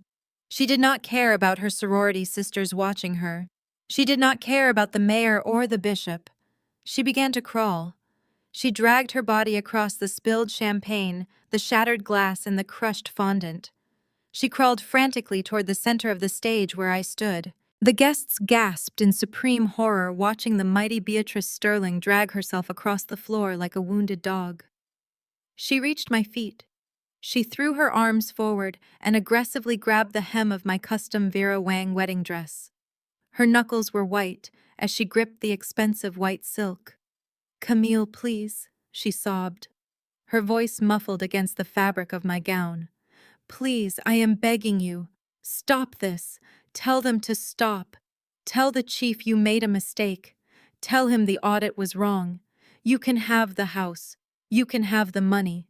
Just please do not let them take my boy. Do not let them take Darren to prison. He will not survive in there, Camille. He is too soft. Please. I will do anything you want. I will kneel before you every single day. I will publicly apologize. Just call off the cops. Please call them off." Her tears soaked the bottom of my dress. She buried her face into the silk, kissing my shoes, sobbing with a pathetic, desperate rhythm. The woman who had spent years making me feel completely invisible was now literally worshipping the ground I stood on. The power dynamic had shifted so violently that the sheer force of it made the air in the ballroom feel electric. I looked down at the sobbing woman clutching my ankles. I felt absolutely no pity. I felt no warmth. I felt nothing but a cold, calculated sense of profound justice. I reached down and forcefully grabbed Beatrice by the shoulders. I dug my fingers into her wet cashmere, pulling her upward, until she was forced to look me directly in the eyes. Her mascara ran in thick black rivers down her cheeks. Her eyes were completely bloodshot and wild with terror. I leaned in close, ensuring only she could hear the absolute venom in my voice. "Do you remember our first Thanksgiving together, Beatrice?" I asked, my voice dropping to a lethal calm whisper. "Do you remember exactly what happened when I arrived at your estate to help you prepare the holiday meal?" Beatrice blinked rapidly, her sobbing halting for a fraction of a second as her mind raced backward. She shook her head slightly, unable to comprehend why I was bringing up the past. "I arrived 3 hours early to help you." I continued, staring unblinkingly into her terrified eyes. "I spent the entire morning cooking beside you. But when the guests arrived, when the state senators and the local judges walked through your front door, you pulled me aside. You told me the dining room was at maximum capacity. You told me my dress was entirely too cheap for the aesthetic of your dinner party. You forced me to take my plate into the catering kitchen. You made me eat my Thanksgiving dinner standing up next to the hired waitstaff. I ate cold turkey while listening to you toast your own generosity in the next room. When Darren tried to bring me a chair, you scolded him. You told him that I needed to learn my proper place in your world. You looked at me standing there, humiliated and alone, and you delivered a lecture on high society. You told me that day that elite families clean up their own messes. You said that people of my class complain, but people of your class execute. You claimed your family never relied on anyone for help. Well, Beatrice, your son is a federal criminal, and your family is a massive mess, so clean this up." I released her shaking shoulders, letting her slump heavily back down against my expensive custom designer shoes. Outside the tall glass floor-to-ceiling windows, the flashing blue and red emergency lights suddenly intensified brightly. Massive heavy news vans began rolling up the long, wet circular driveway with loud, roaring diesel engines. The local press corps had successfully intercepted the police scanner chatter earlier this evening. The intense, bright flashing strobes of television news cameras began reflecting wildly through the rain-slicked glass. Eager, aggressive reporters were already swarming the front steps, incredibly hungry for the absolute scandal of the decade. I leaned down again, keeping my face just mere inches from her ear. "I will gladly drop the civil charges for the house and the venue, Beatrice," I whispered. "But only if you do exactly what I say right now, out in front of the live local news cameras." I stepped back and allowed Beatrice to process the brutal ultimatum I had just presented. She stared at me, her chest heaving as she weighed the utter destruction of federal prison against the total annihilation of her public image. The choice was not a choice at all. It was an execution either way. She nodded, a jerky, terrified motion that signaled her complete surrender. I snapped my fingers toward the heavy mahogany doors. A sleek black news van had already bypassed the police barricades outside. A sharp-looking female reporter, holding a microphone with the Channel 8 logo, pushed her way through the chaotic swarm of tactical officers. A burly cameraman followed closely behind her, hoisting a massive high-definition camera onto his shoulder. Thick black cables trailed behind them, dragging across the wet marble. I had anonymously forwarded the digital evidence packets to the local news desk 2 hours before the ceremony began. I promised them an exclusive live confession that would rock the foundation of Atlanta high society. They had arrived exactly on time. The reporter approached the stage, her eyes widening as she took in the unbelievable scene. The ruined wedding cake smeared across the floor, the federal agents securing the perimeter, the handcuffed groom, and the weeping matriarch kneeling in a puddle of rainwater and spilled champagne.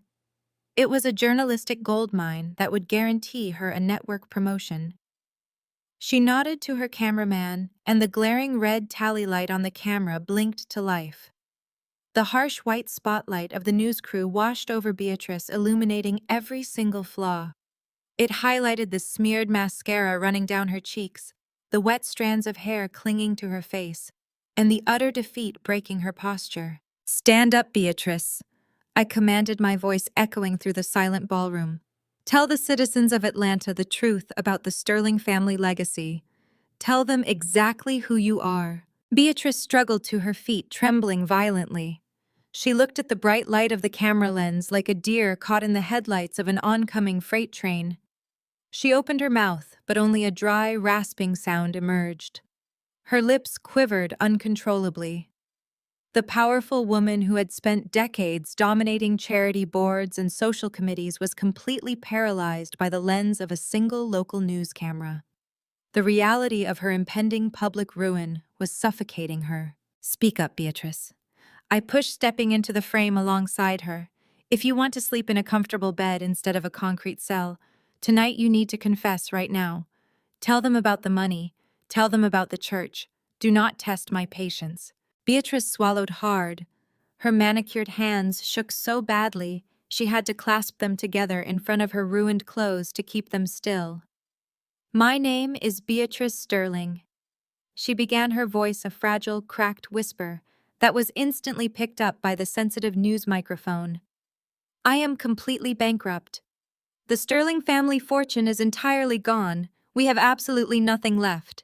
A fresh wave of shocked gasps rippled through the remaining guests. Hearing it from me was one thing. Hearing the proud, arrogant Beatrice Sterling admit her own poverty on live television was entirely different.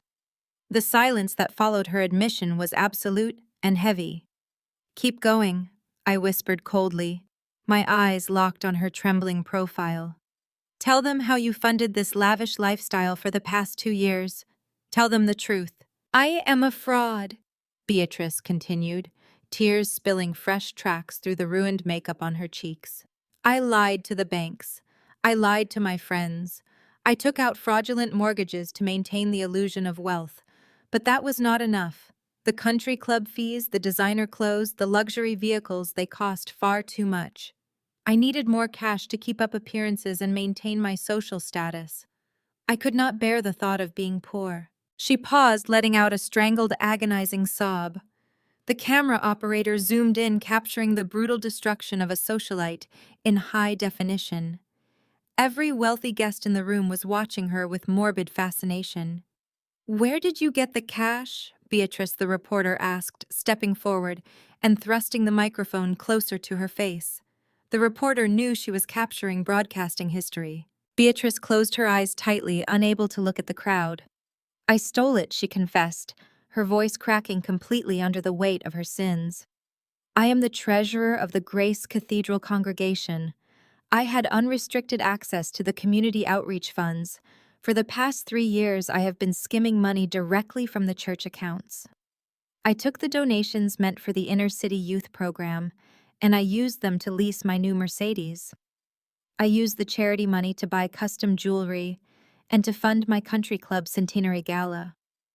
I stole hundreds of thousands of dollars from the church to fund my own personal vanity."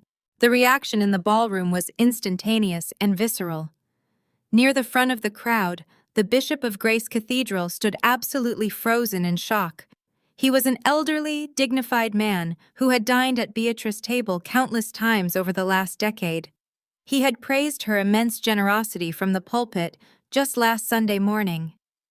Now his face contorted with a mixture of absolute disgust and profound personal betrayal. Beside him stood the church elders, the men and women who had blindly trusted Beatrice to safeguard the future of their most vulnerable community members. They had believed her pious lies and gratefully accepted her deeply tainted donations. The bishop did not shout. He did not cause a public scene. He simply looked at Beatrice with an expression of total moral revulsion. He slowly reached up and adjusted his white collar, shaking his head in silent, absolute condemnation. Without speaking a single word, the bishop turned his back on the stage. The church elders immediately followed his lead, turning away from the disgraced matriarch in perfect unified motion. They walked silently toward the exit, their footsteps echoing heavily against the imported marble floor. Beatrice watched them leave, her eyes wide with fresh, blinding panic. "Bishop, wait," she pleaded, reaching a trembling hand toward his retreating back. "Please let me explain everything to you. I was going to pay it back. I just needed a little more time to secure the funds. I am so sorry. The bishop did not stop. He did not look back. He walked out the heavy mahogany doors and vanished into the stormy night, completely severing Beatrice from the community she had worshipped more than God himself. Her entire social standing, her immense influence, her carefully cultivated elite reputation was completely vaporized in exactly 60 seconds. The powerful women, who had once vied desperately for her attention, now looked at her with pure, unadulterated contempt. She was no longer a respected peer. She was a pathetic pariah. A common thief who stole from disadvantaged children just to buy luxury cars and fancy dresses. I stepped back from the camera frame, crossing my arms as I watched the final remnants of her legendary pride burn to ashes. The local news crew had their spectacular exclusive. The federal agents had their solid, undeniable evidence. The high society of Atlanta had their scandalous, unforgettable entertainment. My work here was finally completely done. The revenge I had meticulously planned for months had been executed flawlessly. At the edge of the stage, two tactical officers hauled Darren forcefully to his feet. The massive amount of sticky vanilla frosting and crushed cake clung desperately to his ruined custom tuxedo, making him look entirely ridiculous. His face was flushed bright crimson with toxic rage and deep humiliation. As the officers marched him roughly past the camera crew, he locked his furious, bloodshot eyes directly on me. He stopped resisting the officers just long enough to lean forward and spit violently in my direction. The saliva landed harmlessly on the floor near my shoes. "You set us up!" Darren screamed, his voice tearing through the ambient noise of the ballroom like a jagged blade. "You planned this whole wedding just to destroy us. You are a psychotic, malicious monster, Camille. We took you in. We gave you a home. You completely ruined my entire life." The officers yanked hard on his arms, dragging him forward, but I stepped directly into his path, blocking his exit. The camera swung quickly to capture the final confrontation. I looked right into Darren's furious, pathetic eyes. I did not raise my voice. I did not show any anger. I maintained a chilling, absolute calm. "I did not plan to destroy you, Darren," I stated clearly, ensuring the news microphone picked up all my words. "I just stopped hiding your true nature from the world." Suddenly, a loud, piercing scream echoed from the back of the room. Jasmine had completely snapped. The sound was not human. It was the raw, visceral howl of a woman watching her entire fabricated universe collapse into dust. Jasmine tore at her own hair, her perfectly manicured extensions digging into her scalp. Her designer boutique, the fleet of leased luxury cars, the endless stream of carefully curated social media posts, showing off her lavish lifestyle, they were all funded by the stolen church money and her husband's fraudulent empire. The illusion was dead. The truth was out, and the woman she had mercilessly bullied for years was the architect of her total destruction. Jasmine spun wildly, her eyes darting across the room. She saw the federal agents holding her husband in steel handcuffs. She saw her mother-in-law Beatrice sobbing pathetically on the floor in ruined clothes. She saw the news cameras recording every second of their absolute degradation. Then her crazed, bloodshot eyes locked directly onto me. I stood calmly at the edge of the stage, entirely unbothered by her dramatic breakdown. The contrast between my serene composure and her unhinged panic broke whatever tiny fragment of sanity she had left holding her fractured mind together. She let out another guttural scream and lunged toward the massive catering buffet table positioned near the side wall. Silver platters of untouched prime rib and roasted vegetables were instantly shoved to the floor, crashing loudly against the marble. Jasmine grabbed the largest, heaviest weapon she could find. Her hand closed around the handle of a massive, solid silver carving knife. The long, wicked blade gleamed under the harsh glare of the television news lights. The wealthy guests surrounding the table shrieked and scrambled backward, stumbling over their own expensive gowns and tailored suits to escape her. "You ruined my life!" Jasmine shrieked, her voice cracking with pure homicidal rage. She raised the heavy silver blade above her head, her knuckles turning white from the force of her grip. The heavy silk of her designer dress ripped at the seams as she launched herself forward, sprinting directly across the ballroom floor toward me. The heavy rain lashing against the windows outside seemed to perfectly match her violent fury. I did not move a single muscle. I did not flinch. I did not step back. I stood my ground, watching her charge like a rabid animal. "If I am going down, you are coming with me!" Jasmine screamed at the top of her lungs. She closed the distance between us with terrifying speed, the silver blade aimed squarely at my chest. The news cameras pivoted rapidly, capturing the attempted murder on live television. The chief of police yelled a command, but he was too far away to intervene. Darren gasped from the floor. Beatrice covered her eyes, but I simply maintained my cold, steady gaze.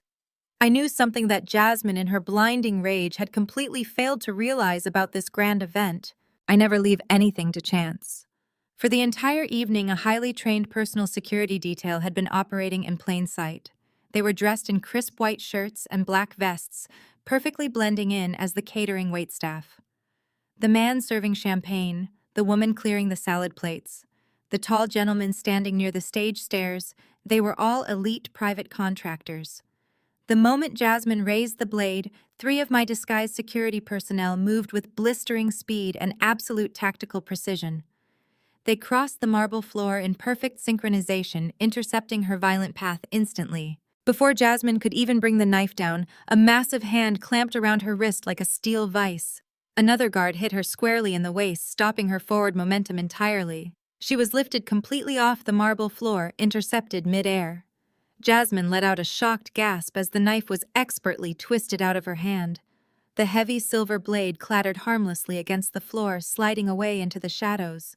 The guards moved fluidly, hauling her thrashing body backward and slamming her forcefully onto a plush red velvet sofa near the ballroom entrance. Jasmine fought like a wildcat, kicking her expensive heels and screaming obscenities. "Let me go," she thrashed, spit flying from her lips. "Let me kill her. She took everything from me."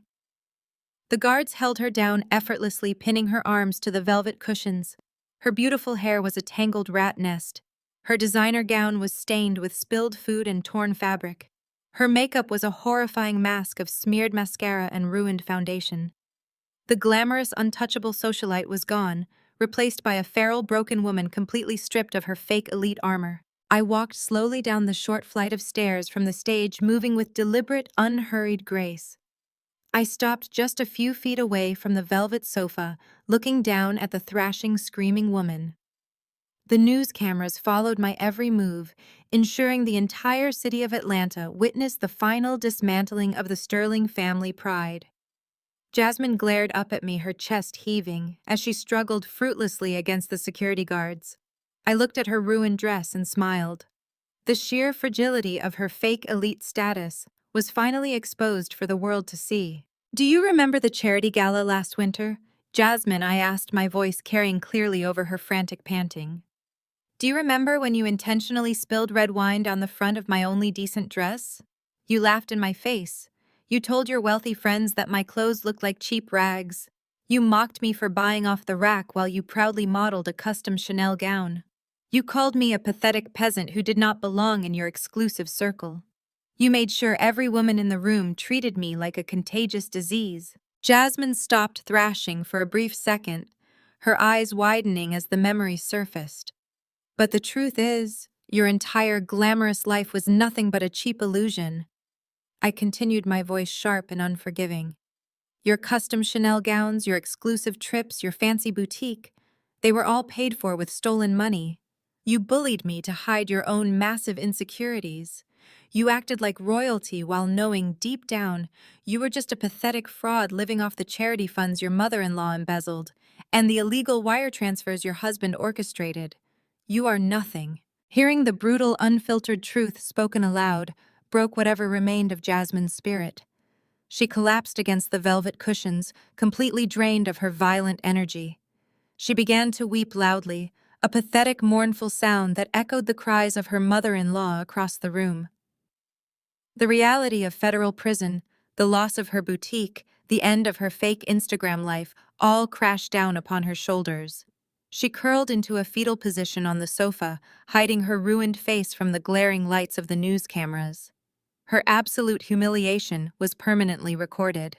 A few yards away, Kendrick watched his wife get restrained and verbally destroyed. He stood completely still, his hands cuffed tightly behind his back. The federal agents flanking him gripped his arms securely, ready to transport him to the holding facility. Kendrick looked at the sobbing mess on the velvet sofa. He did not show an ounce of pity for the woman he had married. He did not call out her name. He did not try to comfort her. He merely calculated his own odds of survival. Kendrick was a survivalist, and his loyalty belonged only to himself. He slowly turned his head away from his weeping wife and looked directly at the lead FBI agent holding his right arm. Kendrick cleared his throat, his voice low, steady, and entirely devoid of any marital affection. "I want a plea deal," Kendrick stated firmly, his words slicing through the ambient noise of the ballroom. "I know exactly how much trouble I am in. I know the paper trail is solid, but I can give you something much bigger than my own wire fraud charges.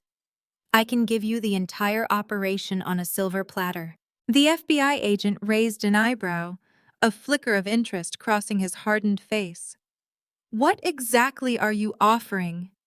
the agent asked, pulling a small notepad from his pocket. Kendrick smirked a cold, soulless expression that revealed his true character. "My wife has a ledger of untaxed income hidden in her boutique. It contains a detailed record of millions in stolen assets and offshore shell corporations. I will give you everything." He traded his wife for a lighter sentence without hesitation. The ballroom fell silent. The absolute total destruction of the Sterling family was finally flawlessly and completely finished tonight. I stood victorious watching the flashing police lights paint the beautiful walls of the ruined ballroom. My long, patient game of strategic vengeance had been an undeniable masterpiece. They thought I was weak, but I was the storm that broke their foundation. I smiled as the rain washed everything. The flashing emergency lights outside cast a harsh strobe effect across the shattered remains of the Sterling family legacy. Jasmine lay pinned against the crushed red velvet of the antique sofa, her chest heaving as she finally processed the magnitude of Kendrick selling her out to the federal agents. The sheer venom in her eyes faded into absolute hollow terror. Two muscular tactical officers hauled her roughly to her feet, pulling her arms forcefully behind her back. The sharp metallic click of the steel handcuffs locking around her wrists sounded like a gunshot in the suddenly quiet ballroom. "You have the right to remain silent," an officer stated, his voice a booming baritone that cut through the lingering murmurs of the stunned guests. "Anything you say can and will be used against you in a court of law. You have the right to an attorney. If you cannot afford an attorney, one will be provided for you. We are formally charging you with conspiracy to commit wire fraud alongside multiple counts of federal tax evasion based on your husband's voluntary cooperation. And after that little display with the carving knife, we are adding attempted aggravated assault with a deadly weapon to your immediate rap sheet." Jasmine did not scream this time. She did not fight. The fight had been entirely drained out of her body, leaving behind only an empty shell of a woman who had built her entire identity on stolen money and counterfeit prestige. She slumped forward, her ruined designer gown dragging on the marble as the officers marched her toward the exit. She passed right by Kendrick, who refused to even make eye contact with her. He kept his head down, staring at his expensive Italian leather shoes, already calculating how he would survive his upcoming federal trial. The visual was staggering. The mighty elite Sterling family entirely decimated in a matter of minutes. Darren remained kneeling on the floor, his tailored velvet tuxedo still plastered with thick vanilla buttercream and crushed fondant. Kendrick and Jasmine were shackled together by the authorities, heading toward the heavy mahogany doors like common criminals. Beatrice, the terrifying, untouchable matriarch of Atlanta high society, had curled herself into a tight fetal position, right in the middle of the spilled champagne. She was completely catatonic, rocking back and forth, muttering incoherent apologies to a bishop who was already miles away. The elite guests who had crowded into the grand ballroom earlier that evening, expecting a lavish display of wealth and arrogance, were now paralyzed by shock. They huddled together in small, terrified clusters near the perimeter of the room, desperately trying to distance themselves from the radioactive fallout of the Sterling family ruin. Women clutching expensive diamond necklaces whispered furiously behind manicured hands. Men in tailored tuxedos aggressively deleted Kendrick's phone number from their contacts, terrified of being implicated in the federal audit. The illusion was shattered, and they all realized the show was definitively over. They simply stared at the ruined family, unable to look away from the spectacular, horrific crash. I turned my back on the pathetic scene playing out near the grand entrance. I had no desire to watch them get shoved into the back of the waiting police cruisers. I walked with slow, deliberate steps toward the massive mahogany bar stationed at the far end of the room. The hired bartenders had fled during the chaos, abandoning their posts. I stepped behind the polished wooden counter and reached for a bottle of top-tier vintage champagne chilling in a silver ice bucket. The crystal flute felt heavy and perfect in my hand as I poured the bubbling golden liquid. I raised the glass to my lips and took a slow, deliberate sip, savoring the crisp, cold taste of absolute victory. "That is exactly how you handle garbage," a warm, familiar voice said from the shadows. I turned as my mother stepped out from the crowd of stunned socialites. She did not look like the terrified working-class woman Beatrice Sterling had constantly mocked and belittled. She wore a simple, elegant navy blue dress that fit her perfectly, holding her head incredibly high. There were no fake diamonds, no rented luxury cars, no stolen funds funding her existence. She radiated a quiet, powerful dignity that no amount of embezzled money could ever buy. She walked right past the murmuring elites, ignoring their stares, and came straight toward the bar. She reached across the polished wood and pulled me into a tight, fiercely protective hug. The genuine, unbreakable bond of our working-class roots stood in magnificent contrast to the toxic, backstabbing dynamic that had just completely destroyed the Sterlings. My mother had worked double shifts at a diner to put me through school. She had sacrificed everything so I could succeed. When Beatrice Sterling had demanded my mother eat in the catering kitchen during my rehearsal dinner, my mother had smiled gracefully and agreed simply to keep the peace for my sake. But tonight, she was not hiding in any kitchen. Tonight, she stood in the center of the grand ballroom, watching the people who had treated us like dirt get hauled away in handcuffs. "I told you they were snakes," she whispered, smoothing a stray lock of hair away from my face. "I just did not realize you were planning to cut off all their heads at the exact same time. You played them perfectly, Camille. You let them think they were untouchable until the very last second." I smiled, setting my champagne flute down on the bar. "They built a house of cards, Mom," I replied, my voice steady and calm. "I just provided the stiff breeze they needed to knock it down. People like Beatrice and Jasmine believe their money makes them invincible. They believe they can step on anyone below their tax bracket without facing any consequences. But they forgot one crucial detail. When you build your entire life on lies and stolen funds, all it takes is one person willing to dig through the dirt to expose the rot." My mother nodded, pulling back to look at me with absolute pride shining in her dark eyes. "You did not just expose the rot, Camille. You completely sterilized the entire building. Look at them." She gestured toward the remaining guests, who were still whispering furiously, trying to figure out how to exit the venue without drawing attention to themselves. Half of these people probably have their own dirty secrets hiding in their closets. You terrified them tonight. You showed them that the working-class people they ignore are the ones holding the keys to their destruction. Before I could respond, a sudden flurry of movement caught my eye. The heavy news vans outside were still broadcasting the flashing emergency lights, still painting the walls, but the sharp female reporter from Channel 8 had pushed her way back inside the ballroom. Her cameraman was right behind her, the red tally light glowing fiercely in the dim lighting. She spotted me standing at the bar and practically sprinted across the empty dance floor, her high heels clicking rapidly against the marble. The reporter shoved the heavy microphone directly toward my face, her eyes wide with adrenaline and the thrill of breaking the biggest story of her career. She barely stopped to catch her breath before launching into her interrogation. "Miss Washington," the reporter gasped, her voice breathless and frantic, "your in-laws are going to federal prison tonight. Your groom has been arrested for fraud and conspiracy. The matriarch of the family just confessed to embezzling hundreds of thousands of dollars from a local church charity on live television. Your entire wedding is completely canceled." She paused, sweeping her free hand toward the expansive, highly decorated room. "You have 300 elite guests standing here in absolute shock. You have over $100,000 worth of gourmet catering, vintage champagne, and premium venue time booked for the rest of the evening. What are you going to do now?" The camera lens zoomed in, focusing tightly on my face. Every guest remaining in the room stopped whispering. The silence was deafening as they all waited to see how the heartbroken, betrayed bride would respond to her ruined special day. My mother stood beside me, a knowing smile playing on her lips. She knew exactly what I was capable of doing.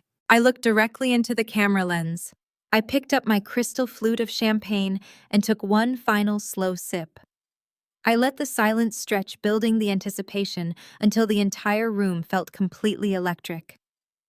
"I am not a victim," I stated loudly, my voice ringing with cold, lethal authority. "And I am certainly not going to let $100,000 worth of excellent catering go to waste tonight." I slowly turned my head, pausing for maximum dramatic effect before staring directly at the large crowd of highly terrified elite guests waiting there. The heavy atmospheric tension inside the grand ballroom was finally shattered by the sharp, authoritative voice of the lead tactical officer. He pulled Jasmine roughly to her feet, pinning her arms securely behind her back as he recited the Miranda rights. "You have the right to remain silent," he barked, his words echoing clearly over the panicked whispers of the remaining high society guests. "Anything you say can and will be used against you in a court of law." Jasmine sobbed uncontrollably, her makeup completely ruined as the cold steel handcuffs clicked tightly around her wrists. "We are officially charging you with conspiracy to commit federal tax evasion," the officer continued, completely unfazed by her hysterical tears. "And after that little display with the carving knife, we are adding attempted aggravated assault with a deadly weapon to your immediate rap sheet." She slumped forward, totally defeated. The entire Sterling family was now completely decimated, either locked in handcuffs or broken on the floor. Darren remained on his knees, his tailored velvet tuxedo plastered with sticky vanilla buttercream and crushed fondant. He stared blankly at his hands, unable to process the total annihilation of his privileged existence. Beside him, Kendrick stood rigidly, his own wrists bound by steel, choosing to completely ignore his weeping wife. He had traded her freedom for a lighter sentence, proving once again that loyalty did not exist within the Sterling bloodline. It was every man for himself in their toxic universe. A few yards away, Beatrice, the once terrifying matriarch of Atlanta high society, was reduced to a catatonic, weeping mess. She had curled herself into a tight fetal position right in the middle of a puddle of spilled champagne. She rocked back and forth, muttering incoherent apologies to a bishop who had already abandoned her. Her wet cashmere clothes clung to her shivering frame. The elite guests, realizing the spectacular show was definitively over, began murmuring in profound shock. They huddled together in small, terrified clusters near the perimeter of the room, desperately trying to distance themselves from the radioactive fallout of the ruined family. Women clutching expensive diamond necklaces whispered furiously behind manicured hands. Men in tailored tuxedos aggressively deleted Kendrick's phone number from their contacts, terrified of being implicated in the sweeping federal audit.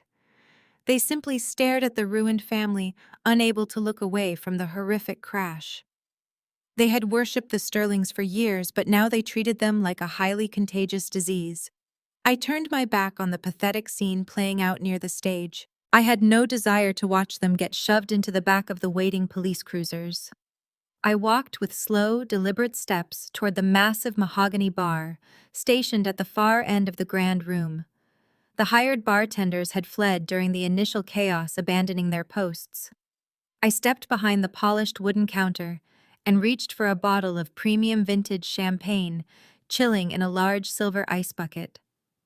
The crystal flute felt heavy and absolutely perfect in my hand as I poured the bubbling golden liquid. I raised the glass to my lips and took a slow, deliberate sip, savoring the crisp, cold taste of absolute victory. I closed my eyes, letting the sweet carbonation wash over my tongue. My long, patient game of strategic vengeance had been executed flawlessly tonight. "That is exactly how you handle garbage," a warm, familiar voice said gently from the shadows. I turned my head as my own mother stepped out from the crowd of stunned socialites. She did not look like the terrified working-class woman Beatrice Sterling had constantly mocked and ruthlessly belittled. My mother wore a simple, elegant navy blue dress that fit her perfectly, and she held her head incredibly high. There were no fake diamonds, no rented luxury cars, no stolen charity funds funding her existence. She radiated a quiet, powerful dignity that no amount of embezzled money could ever possibly buy. She walked right past the murmuring elites, completely ignoring their condescending stares, and came straight toward the mahogany bar. She reached across the polished wood and pulled me into a tight, fiercely protective hug. The genuine, unbreakable bond of our working-class roots stood in magnificent contrast to the toxic, backstabbing dynamic that had just completely destroyed the Sterling family. My mother had worked double shifts at a local diner for years just to put me through school. She had sacrificed everything so I could succeed. When Beatrice Sterling had rudely demanded my mother eat in the catering kitchen during my rehearsal dinner, my mother had smiled gracefully and agreed simply to keep the peace for my sake. But tonight she was not hiding in any kitchen. Tonight she stood directly in the center of the grand ballroom, watching the terrible people who had treated us like dirt get hauled away in federal handcuffs. "I told you they were snakes," she whispered, smoothing a stray lock of hair away from my face. "I just did not realize you were planning to cut off all their heads at the exact same time. You played them perfectly, Camille. You let them think they were untouchable until the very last second." I smiled, setting my champagne flute down on the polished bar. "They built a fragile house of cards." "Mom," I replied, my voice steady and completely calm. "I just provided the stiff breeze they needed to knock it down forever." People like Beatrice and Jasmine believe their money makes them totally invincible. They believe they can step on anyone below their tax bracket without ever facing any real consequences. But they forgot one crucial detail. When you build your entire life on selfish lies and stolen funds, all it takes is one dedicated person willing to dig through the dirt to expose the rot. My mother nodded, pulling back to look at me with absolute pride shining brightly in her dark eyes. "You did not just expose the rot, Camille. You completely sterilized the entire building. Look at them." She gestured toward the remaining wealthy guests, who were still whispering furiously, trying to figure out how to safely exit the venue without drawing any attention to themselves. Half of these elite people probably have their own dirty secrets hiding in their expensive closets. You terrified them tonight. You showed them that the hard-working people they constantly ignore are the ones holding the actual keys to their total destruction. We watched in silence as the tactical officers finally began marching the disgraced Sterling family members out the main entrance. Flashbulbs from the local press corps illuminated their shameful exit. The heavy atmospheric tension slowly began to lift, replacing the frantic panic with a strange, quiet awe. I had proven that money could not buy immunity from justice. My mother wrapped her arm around my waist, grounding me in the beautiful reality of the moment. We did not need their fake prestige to validate our worth. We had each other, and we had the truth. As I picked up my champagne flute to take another victorious sip, a sudden flurry of urgent movement caught my eye. The heavy news vans outside were still actively broadcasting the flashing emergency lights, still painting the walls, but the sharp female reporter from Channel 8 had aggressively pushed her way back inside the ballroom. Her dedicated cameraman was right behind her, the red tally light glowing fiercely in the dim lighting. She spotted me standing at the bar and practically sprinted across the empty dance floor, her high heels clicking rapidly against the imported marble. The reporter shoved the heavy microphone directly toward my face, her eyes wide with adrenaline and the thrill of breaking the absolute biggest story of her entire journalistic career. She barely stopped to catch her breath before launching into her dramatic interrogation. The reporter gasped, her voice breathless and completely frantic. "Miss Washington, your in-laws are going to prison. Your wedding is canceled. You have 300 guests here and over $100,000 worth of food and venue time. What are you going to do now?" The camera lens zoomed in, focusing tightly on my face. Every single guest remaining in the room stopped whispering instantly. The silence was totally deafening as they all waited eagerly to see exactly how the betrayed bride would respond to this disaster. My mother stood beside me, a proud smile playing on her lips. She knew exactly what I was capable of doing. I looked directly into the camera lens. I picked up my crystal flute of vintage champagne and took one final slow, deliberate sip. I let the silence stretch, building anticipation until the room felt electric. The truth was that I had planned for this exact moment for months. I lowered the glass, maintaining absolute unyielding eye contact with her. I took a deep breath, feeling the cool air fill my lungs. The victory was sweet, but my final move would be absolutely legendary.